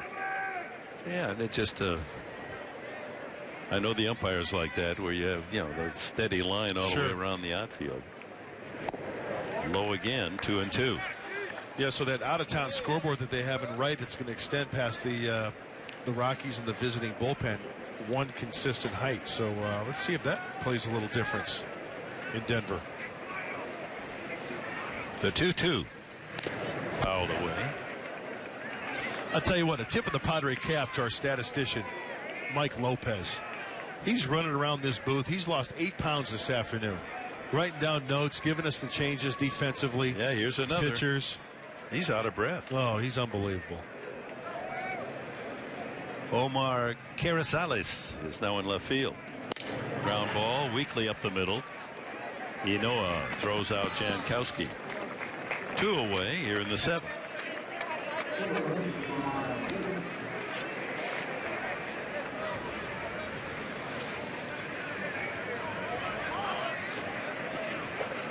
Walt Weiss walking to the mound. And the clock's running, right? Nick Noonan, yep. 30 seconds once you leave that dugout. Looks like it's going to be a change, though, huh? Yeah. And it's somewhat surprising, making it change here with the score 5-4. A break in the action. We'll be back in Peoria after this.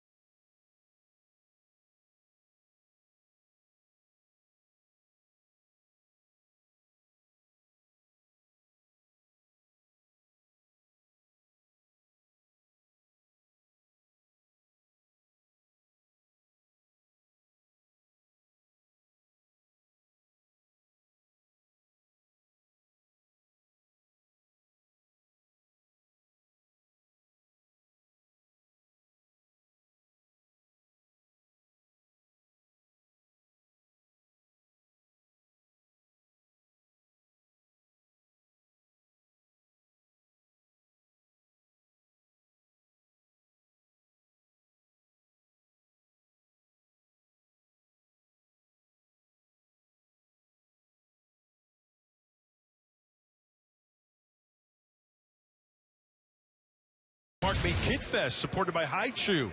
It's fun for kids of all ages. Experience inflatables, bounce houses, face painters, balloon artists, and other activities. Come for the family fun. Stay for the game. Tickets available at Padres.com.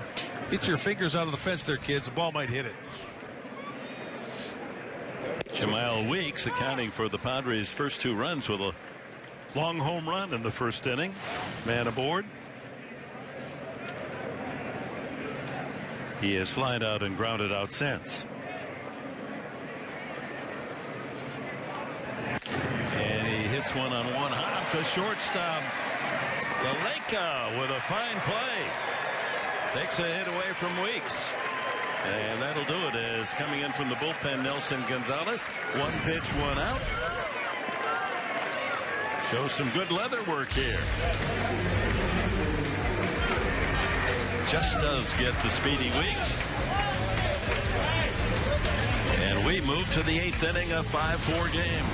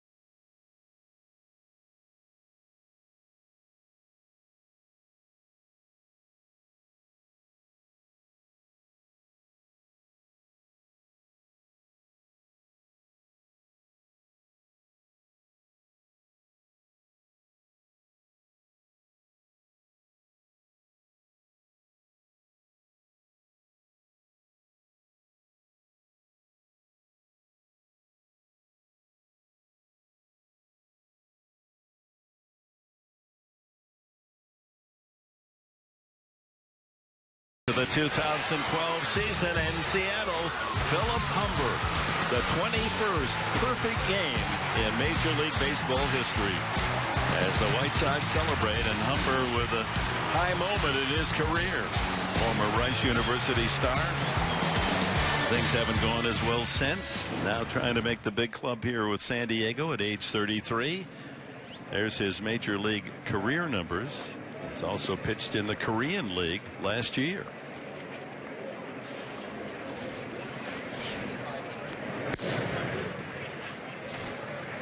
For Colorado. Luis Jean is the pinch hitter here in the 8th inning. And he sends one to deep right center field. That ball is going to go all the way to the wall. Jean speeding around second and puts on the brakes. A leadoff double.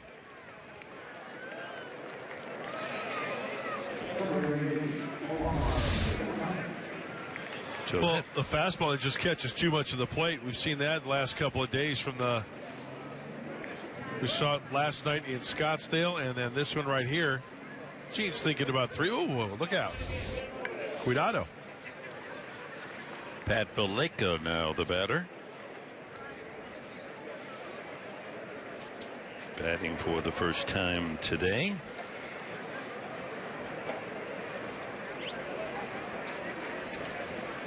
Five-4 Rockies. And Humber up high.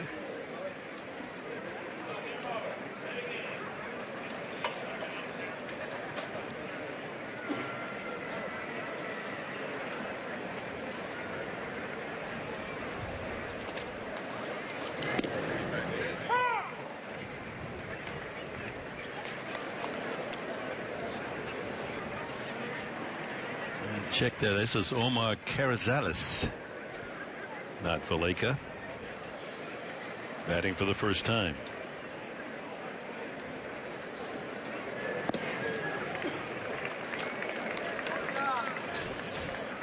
Walt Weiss bringing over some of the minor league guys to play in today's game. A reminder, we're back on the air here on Fox Sports San Diego, 7 o'clock Monday night against the Cincinnati Reds. Mark Sweeney's going to join us.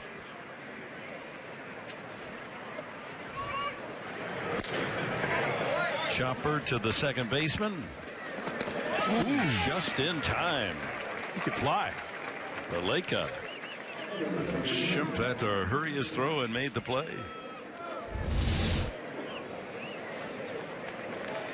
Look at how close this is. Bang, bang. It's kind of nice that you don't have reviews here in spring training. Close enough. Sometimes they're out, sometimes they're safe. And sadly, now we've gotten to the point where anything close has got to be reviewed. Runner at third. Infield comes in. Ryan Castile has played the entire game. He's lined out twice and struck out.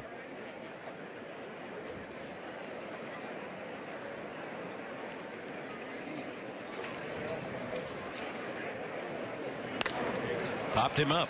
Foul territory. And Bethancourt will watch it tear him off the top of the Padre dugout.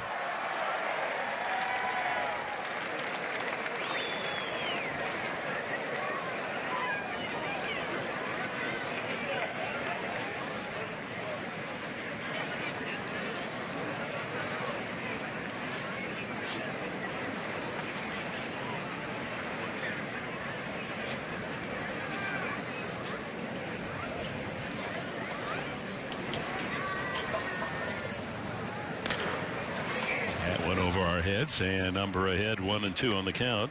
Tim Smalling due next.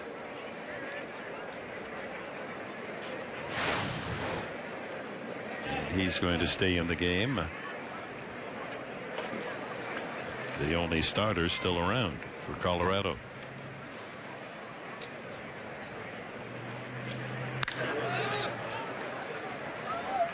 Out into the right field seats. So you're going to be on the road here, Mark Grant. I'm going to give you a little warning now here in Arizona. Okay. That their diamond lanes are hiking the price if you violate $400. I stay out of that. Yeah. I abide by the rules of the road. That's a good idea. Yeah. $400 now? Yeah. For breaking the... But they do have something we don't have in California that I like here in terms of the diamond lane. The pitch is high. That in the peak traffic hours, if you're in there flying solo, then they get you for the 400.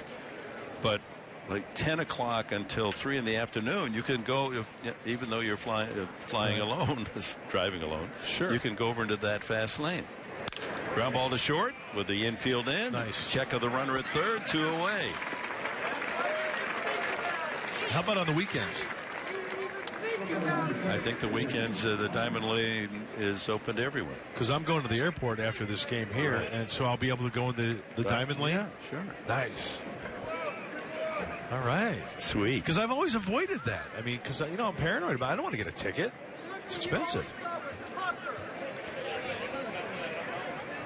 Tim Smalling singled in a run in the second. Good play by Solarte. Took a hit away the next time, and he struck out in the 6th inning. So the infield now with 2 away moves back.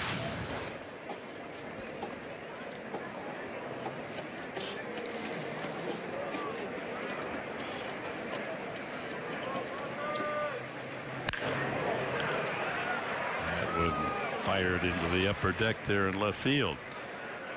New seats down there in the left field corner here in Peoria.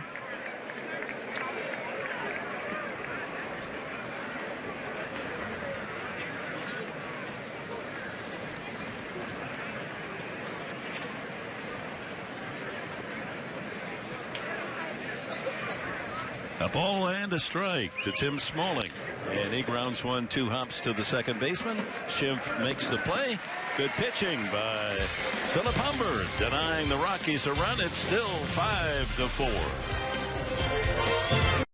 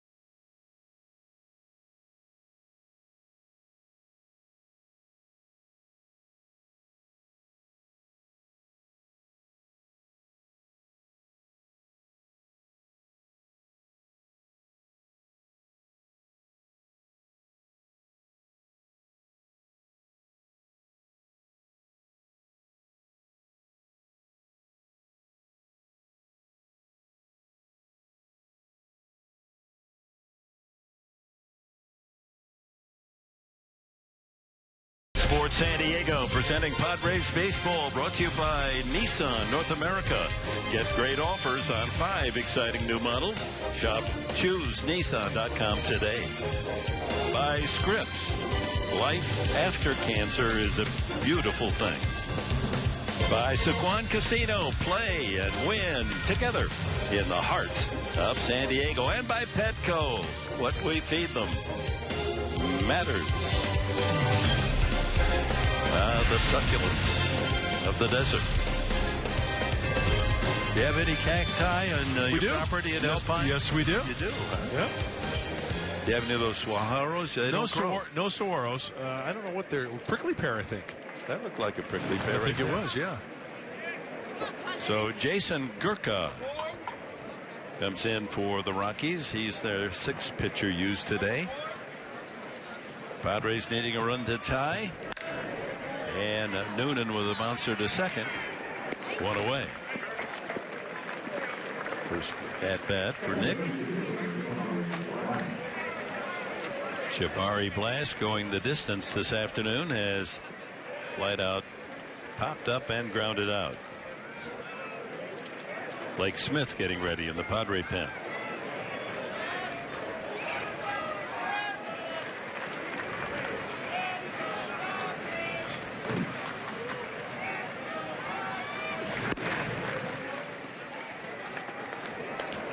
One swing could tie it up.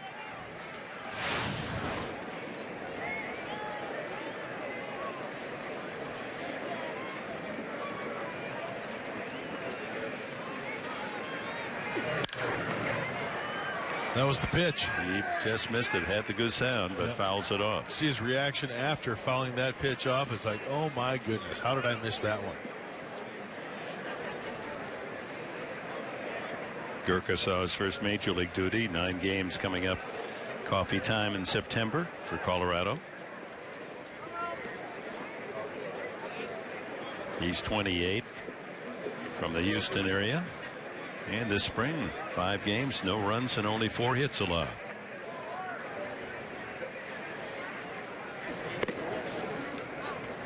Two and 1.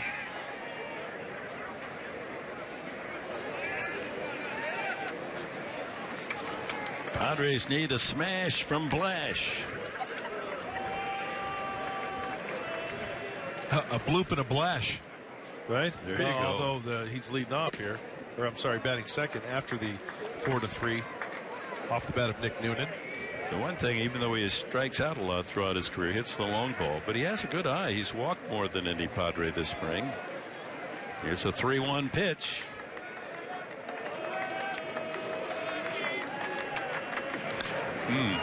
Over our heads, full count.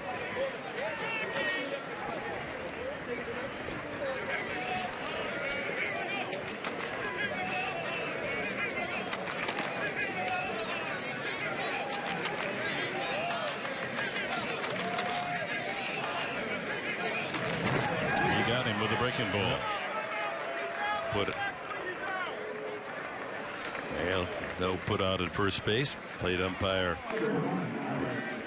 Corey Blazer punching him out. Down and in, out of the hand. Looked like a strike, and Blash swings right over the top of it. Umpire Blazer ruling that the ball didn't bounce in, so 2 away. And here's Dickerson batting for the first time.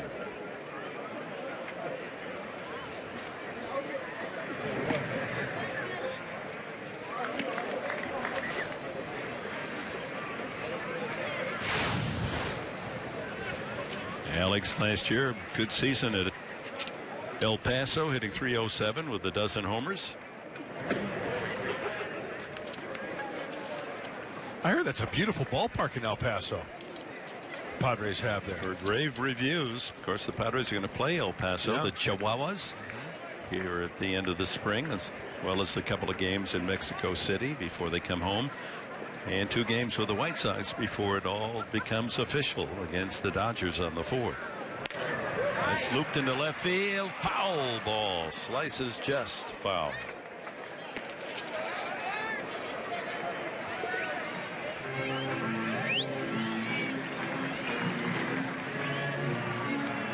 Dickerson is 2 for 15 on the spring. A couple of singles. So we hope you'll join us Monday night, 7 o'clock. The Reds visiting Peoria, and then Tuesday at 1 o'clock, it'll be the Rangers here on TV. Roller up the middle, 2 hops to Osborne. Zach Osborne makes the play.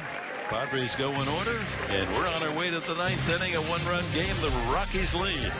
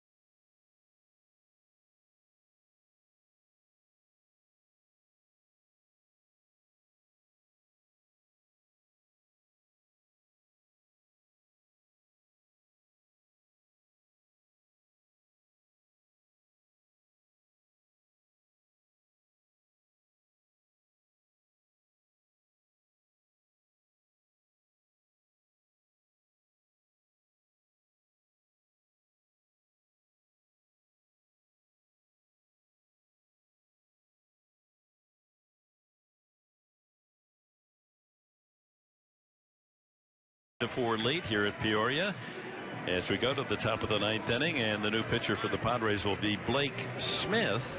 Philip Humber working out of trouble in the 8th inning after the leadoff double by Luis Jean. He joins us now, looking pretty good in that SD uniform. Yeah, man, I really have enjoyed my time here so far. Really has been a great camp. Something that you know, coming into a new team, I've done that a few times, but this is one of the better atmospheres I've been around, and just excited to be a part of it. Well, we showed that highlight moment in your career. I mean, not many guys can walk around saying in their memory bank they had the thrill of throwing a perfect game. I know that still vibrates. Oh yeah, you know, but at the same time, it's just one day, and it didn't do anything for me when I'm out there on the field competing. So it's something that's you know, probably something I'll think more about when I'm done playing. But at this time, I'm looking forward to what's next, and hopefully you know, getting some more wins in the big leagues. Korea last year is pitching there. What was that experience like? You know, it was a big adjustment, you know, for me and my family.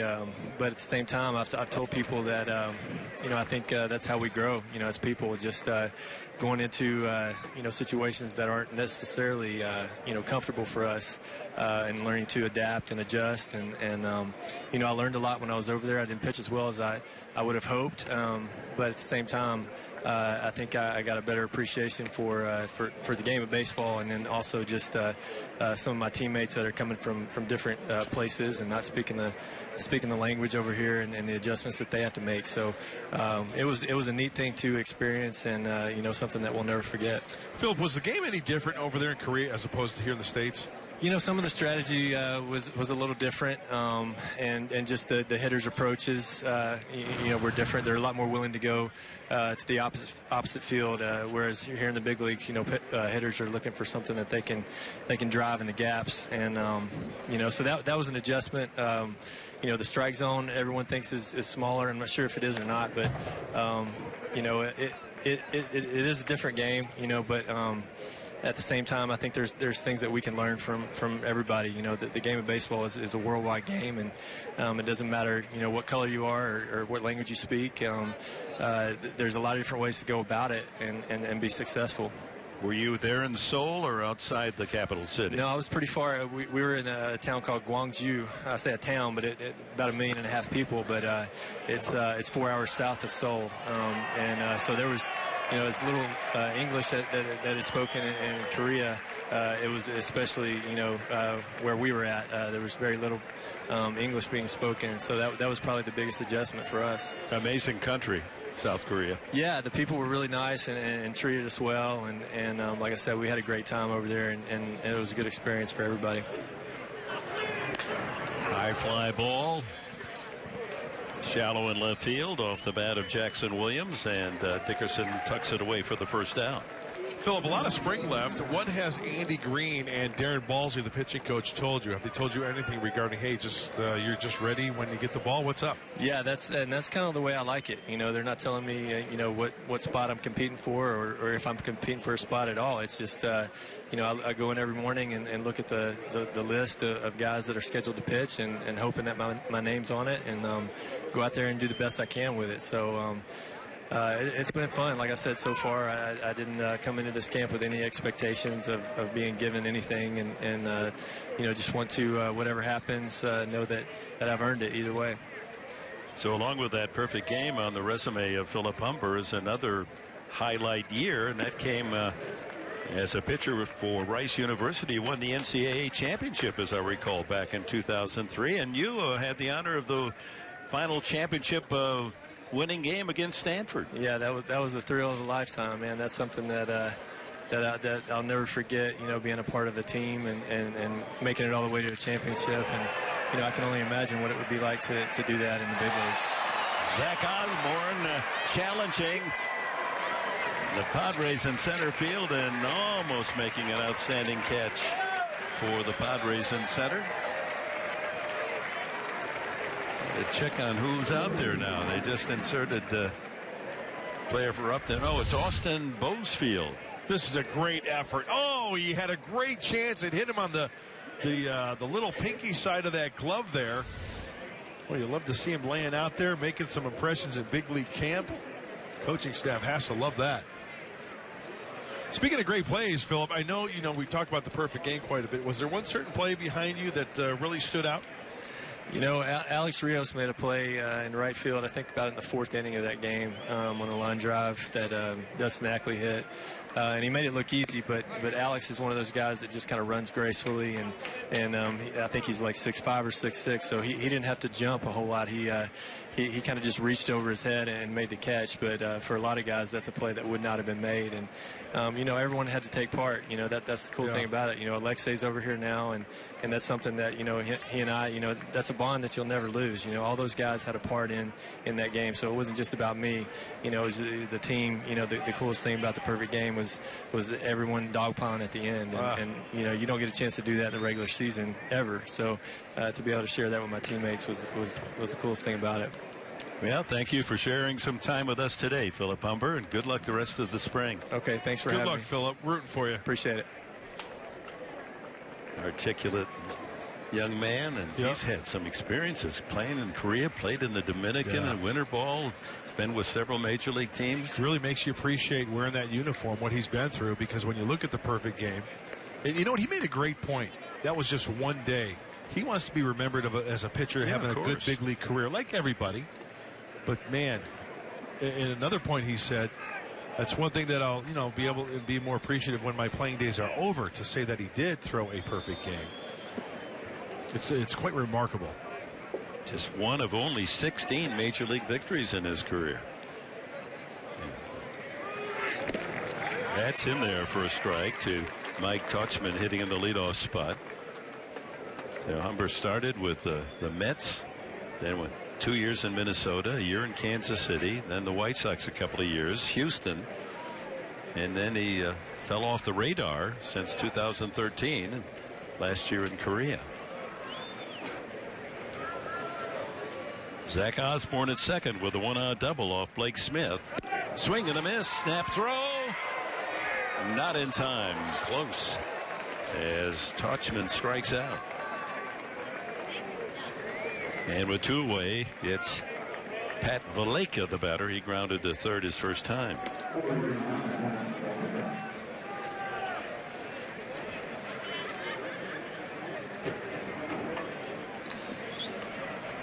Talk a little about Blake Smith. He's one of those Rule 5 drafts by the Padres, one of 5 from the White Sox organization.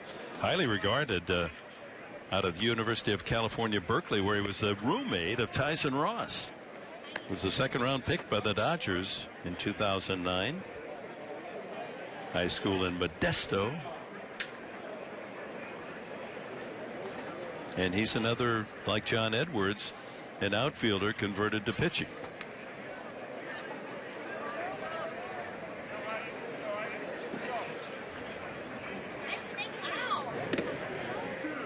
.2-0. In fact, at Berkeley, he was all Pac-12 outfielder, hit .319 with 10 homers.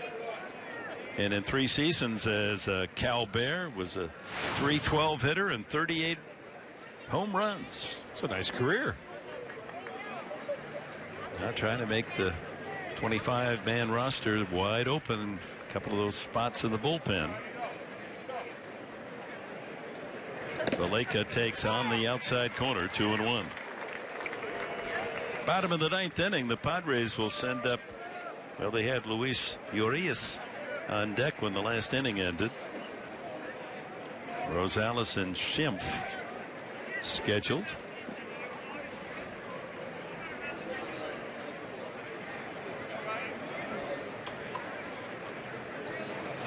Swing and a miss, 2-2. Well, Matt Kemp given the day off today, but he's had a couple of outstanding games back-to-back. He's 5 for 9 in the last 2 games with a home run in each. So his bat has come alive. Undoubtedly, we'll see him on Monday night against the Reds.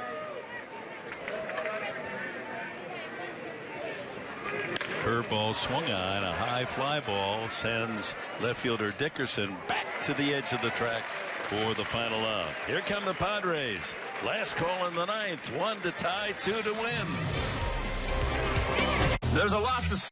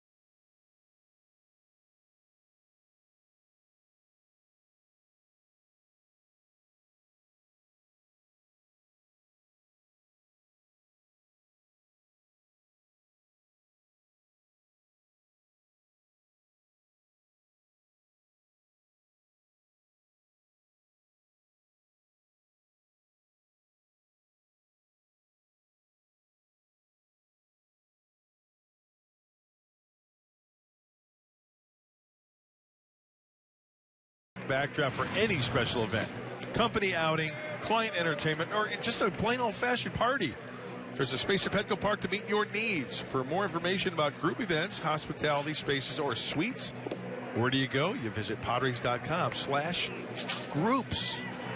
It's a great place for a party. You bet. And, you know, to have your, say you've got a sales contest and you want to honor those that have done a great job for your corporation, or just a chance to, you know, get together with the spouses of employees and bring them all out, or a college group, alumni group, or just your neighborhood. Come out. We're there to please at Petco Park. Fun, fun, fun.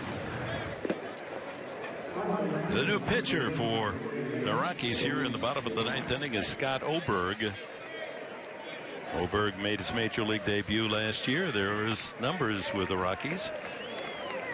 Well, it was a revolving door in Colorado last year in that bullpen and the starting rotation. Oberg was one of those trying to make a difference, but once again, the high ERA But on the positive side, he inherited 39 runners and only 8 of them scored. That's a pretty good mark. 6'2" and 205. He's 26 years old. One of the many pitchers recovering from Tommy John in his professional life.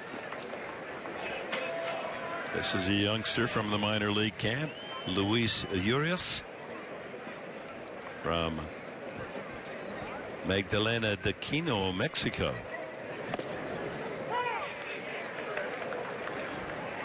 .59", 160. Are you going to Mexico City, 18 Professor? years old. Really? Yeah.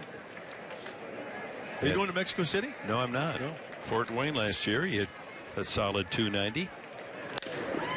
Slaps that one down the right field line. Foul. Are you? I am not. Seems like it'd be a kind of a cool trip, though. I've never been to Mexico City. A couple of games down there, you know, there's going to be enthusiastic crowds. Yeah.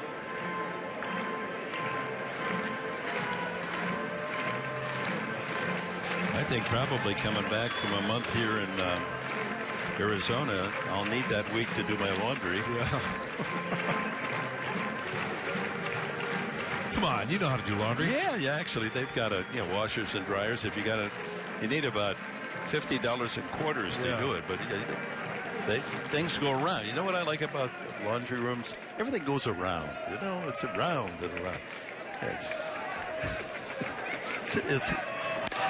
hypnotizing. Hey, knock the glove off. Ball stays in it. And there's one away.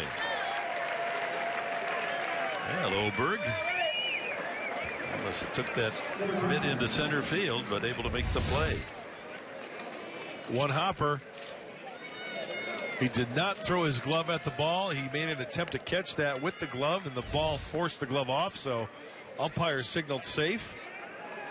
But had he thrown his glove at the ball. That's right. That's a two-base error. Three-base error. Three-base error. Adam Rosales batting for the 4th time. Flied out, struck out, fouled out. Yes, he did. Strike one. Well, you know all the nicknames, so how about Western Michigan? Rival of the Chippewas of Central Michigan. Gosh, I knew you were going to. The Horsemen. Well, it is in that genre. Not the Horsemen, but what's under the Horsemen. Can I say it on the air? No, it is the Caballos. Well, yeah, it's a caballo, but it's a particular one that's tough to ride. The Bucking Broncos. Well, yeah, the Nagurskis, Broncos. Oh, the Broncos, Western Michigan Broncos. All right, I got you. What would I do without you? I mean, every game's fun with you. You handle it all. You know what my homework was this year for the tournament?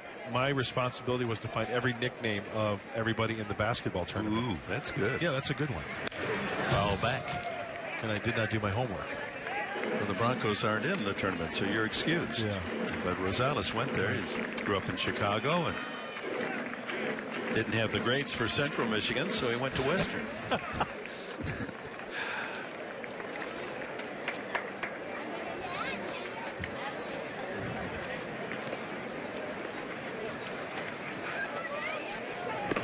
Up high, 1-2. Brian Schimpf. Boy, that's a tough last name. Yeah. Hope we're doing a good job of it. He's on deck.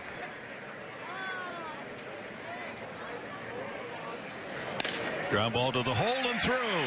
Time runs on.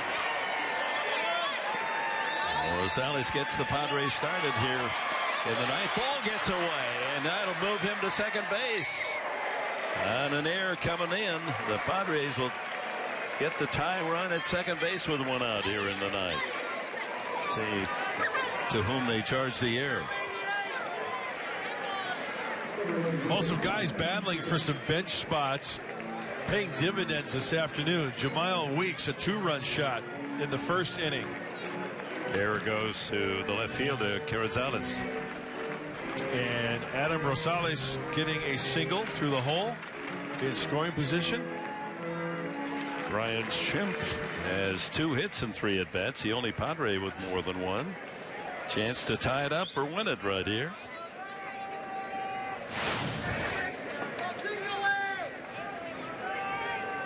And we told you earlier, he's had home run success throughout his minor league career. Ball 1. Hey, a walk-off would be nice here, huh? Yeah, we haven't had one of those this spring.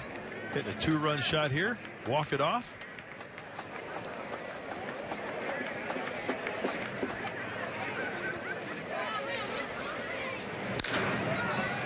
Big bounce to the second baseman, and Zach Osborne throws out Schimpf.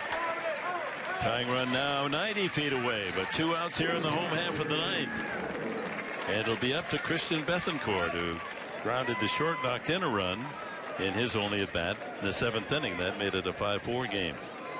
Well, he's got the home run power going for him.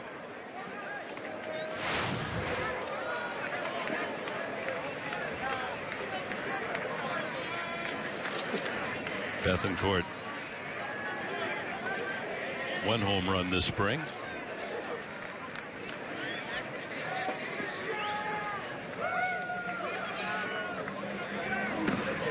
Takes ball 1. Rosales, an aggressive lead at third. He's ready to move should the ball get away from catcher Williams.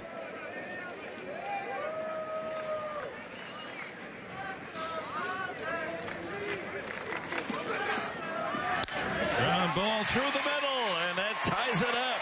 Rosales scores on a 2-out single from Christian Bethancourt. It's 5-all.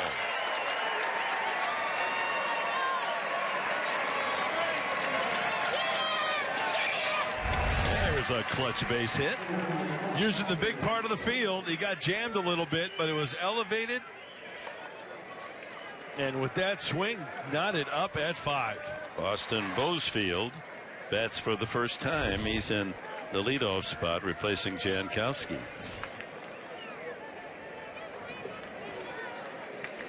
So, base hits by Rosales. And Bethancourt around an error by the left fielder Carrizales.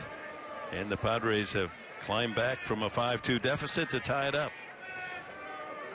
They have the 10-inning rule, or is it the 9-inning rule this year for ties? I think they play one more.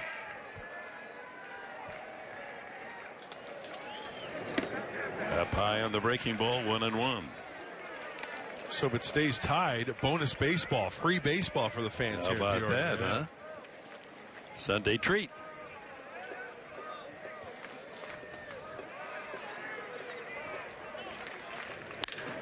Sharply struck. A good play again by the shortstop.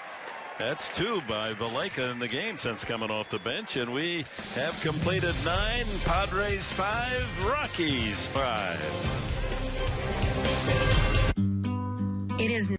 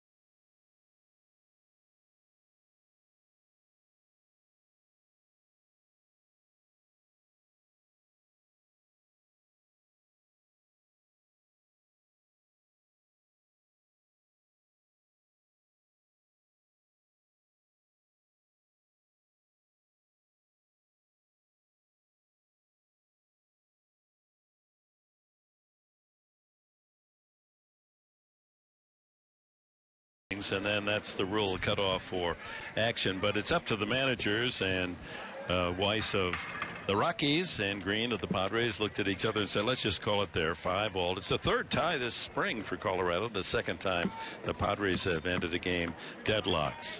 So there's your final, 5-5, as we go now to our Carl's Jr. star of the game, and it goes to Jemile Weeks. Turns the double play there at shortstop, handled all the chances, and then the big 2-run blast is first home run of the spring, hitting over 400 here in Cactus League action. Jemile Weeks is our Carl's Jr. star of the game. Swung the bat extremely well, put him on the board with the 2-run shot, but also, Dick, I think the start at shortstop tells a lot. Jemile Weeks swinging a hot bat, just that average continues to rise, and the versatility really comes through with Jemile Weeks, and that's an important thing when you got a guy coming off the bench. He can play third, short, second, probably can play the outfield if he had to, and he's a switch hitter. Yeah, and off the bench, so that pop in the bat to where, you know, I'm not saying he's going to be a home run hitter, but that one pop in the bat to where you either tie or take the lead. He can pinch run, and late inning replacements show a good piece of bench player to have. All right, so the final totals today: Padres 5 runs on 8 hits and no errors. They left 5. Colorado 5 runs, 11 hits and 1 error, stranded 6. Our next broadcast here on Fox Sports San Diego Monday night as the Padres host the Cincinnati Reds. 7 o'clock our broadcast time. So for Mark Grant, Julie Alexandria, and Michelle Margot, this is Dick Enberg saying thank you for joining us on this Saturday from Peoria, a final score tie.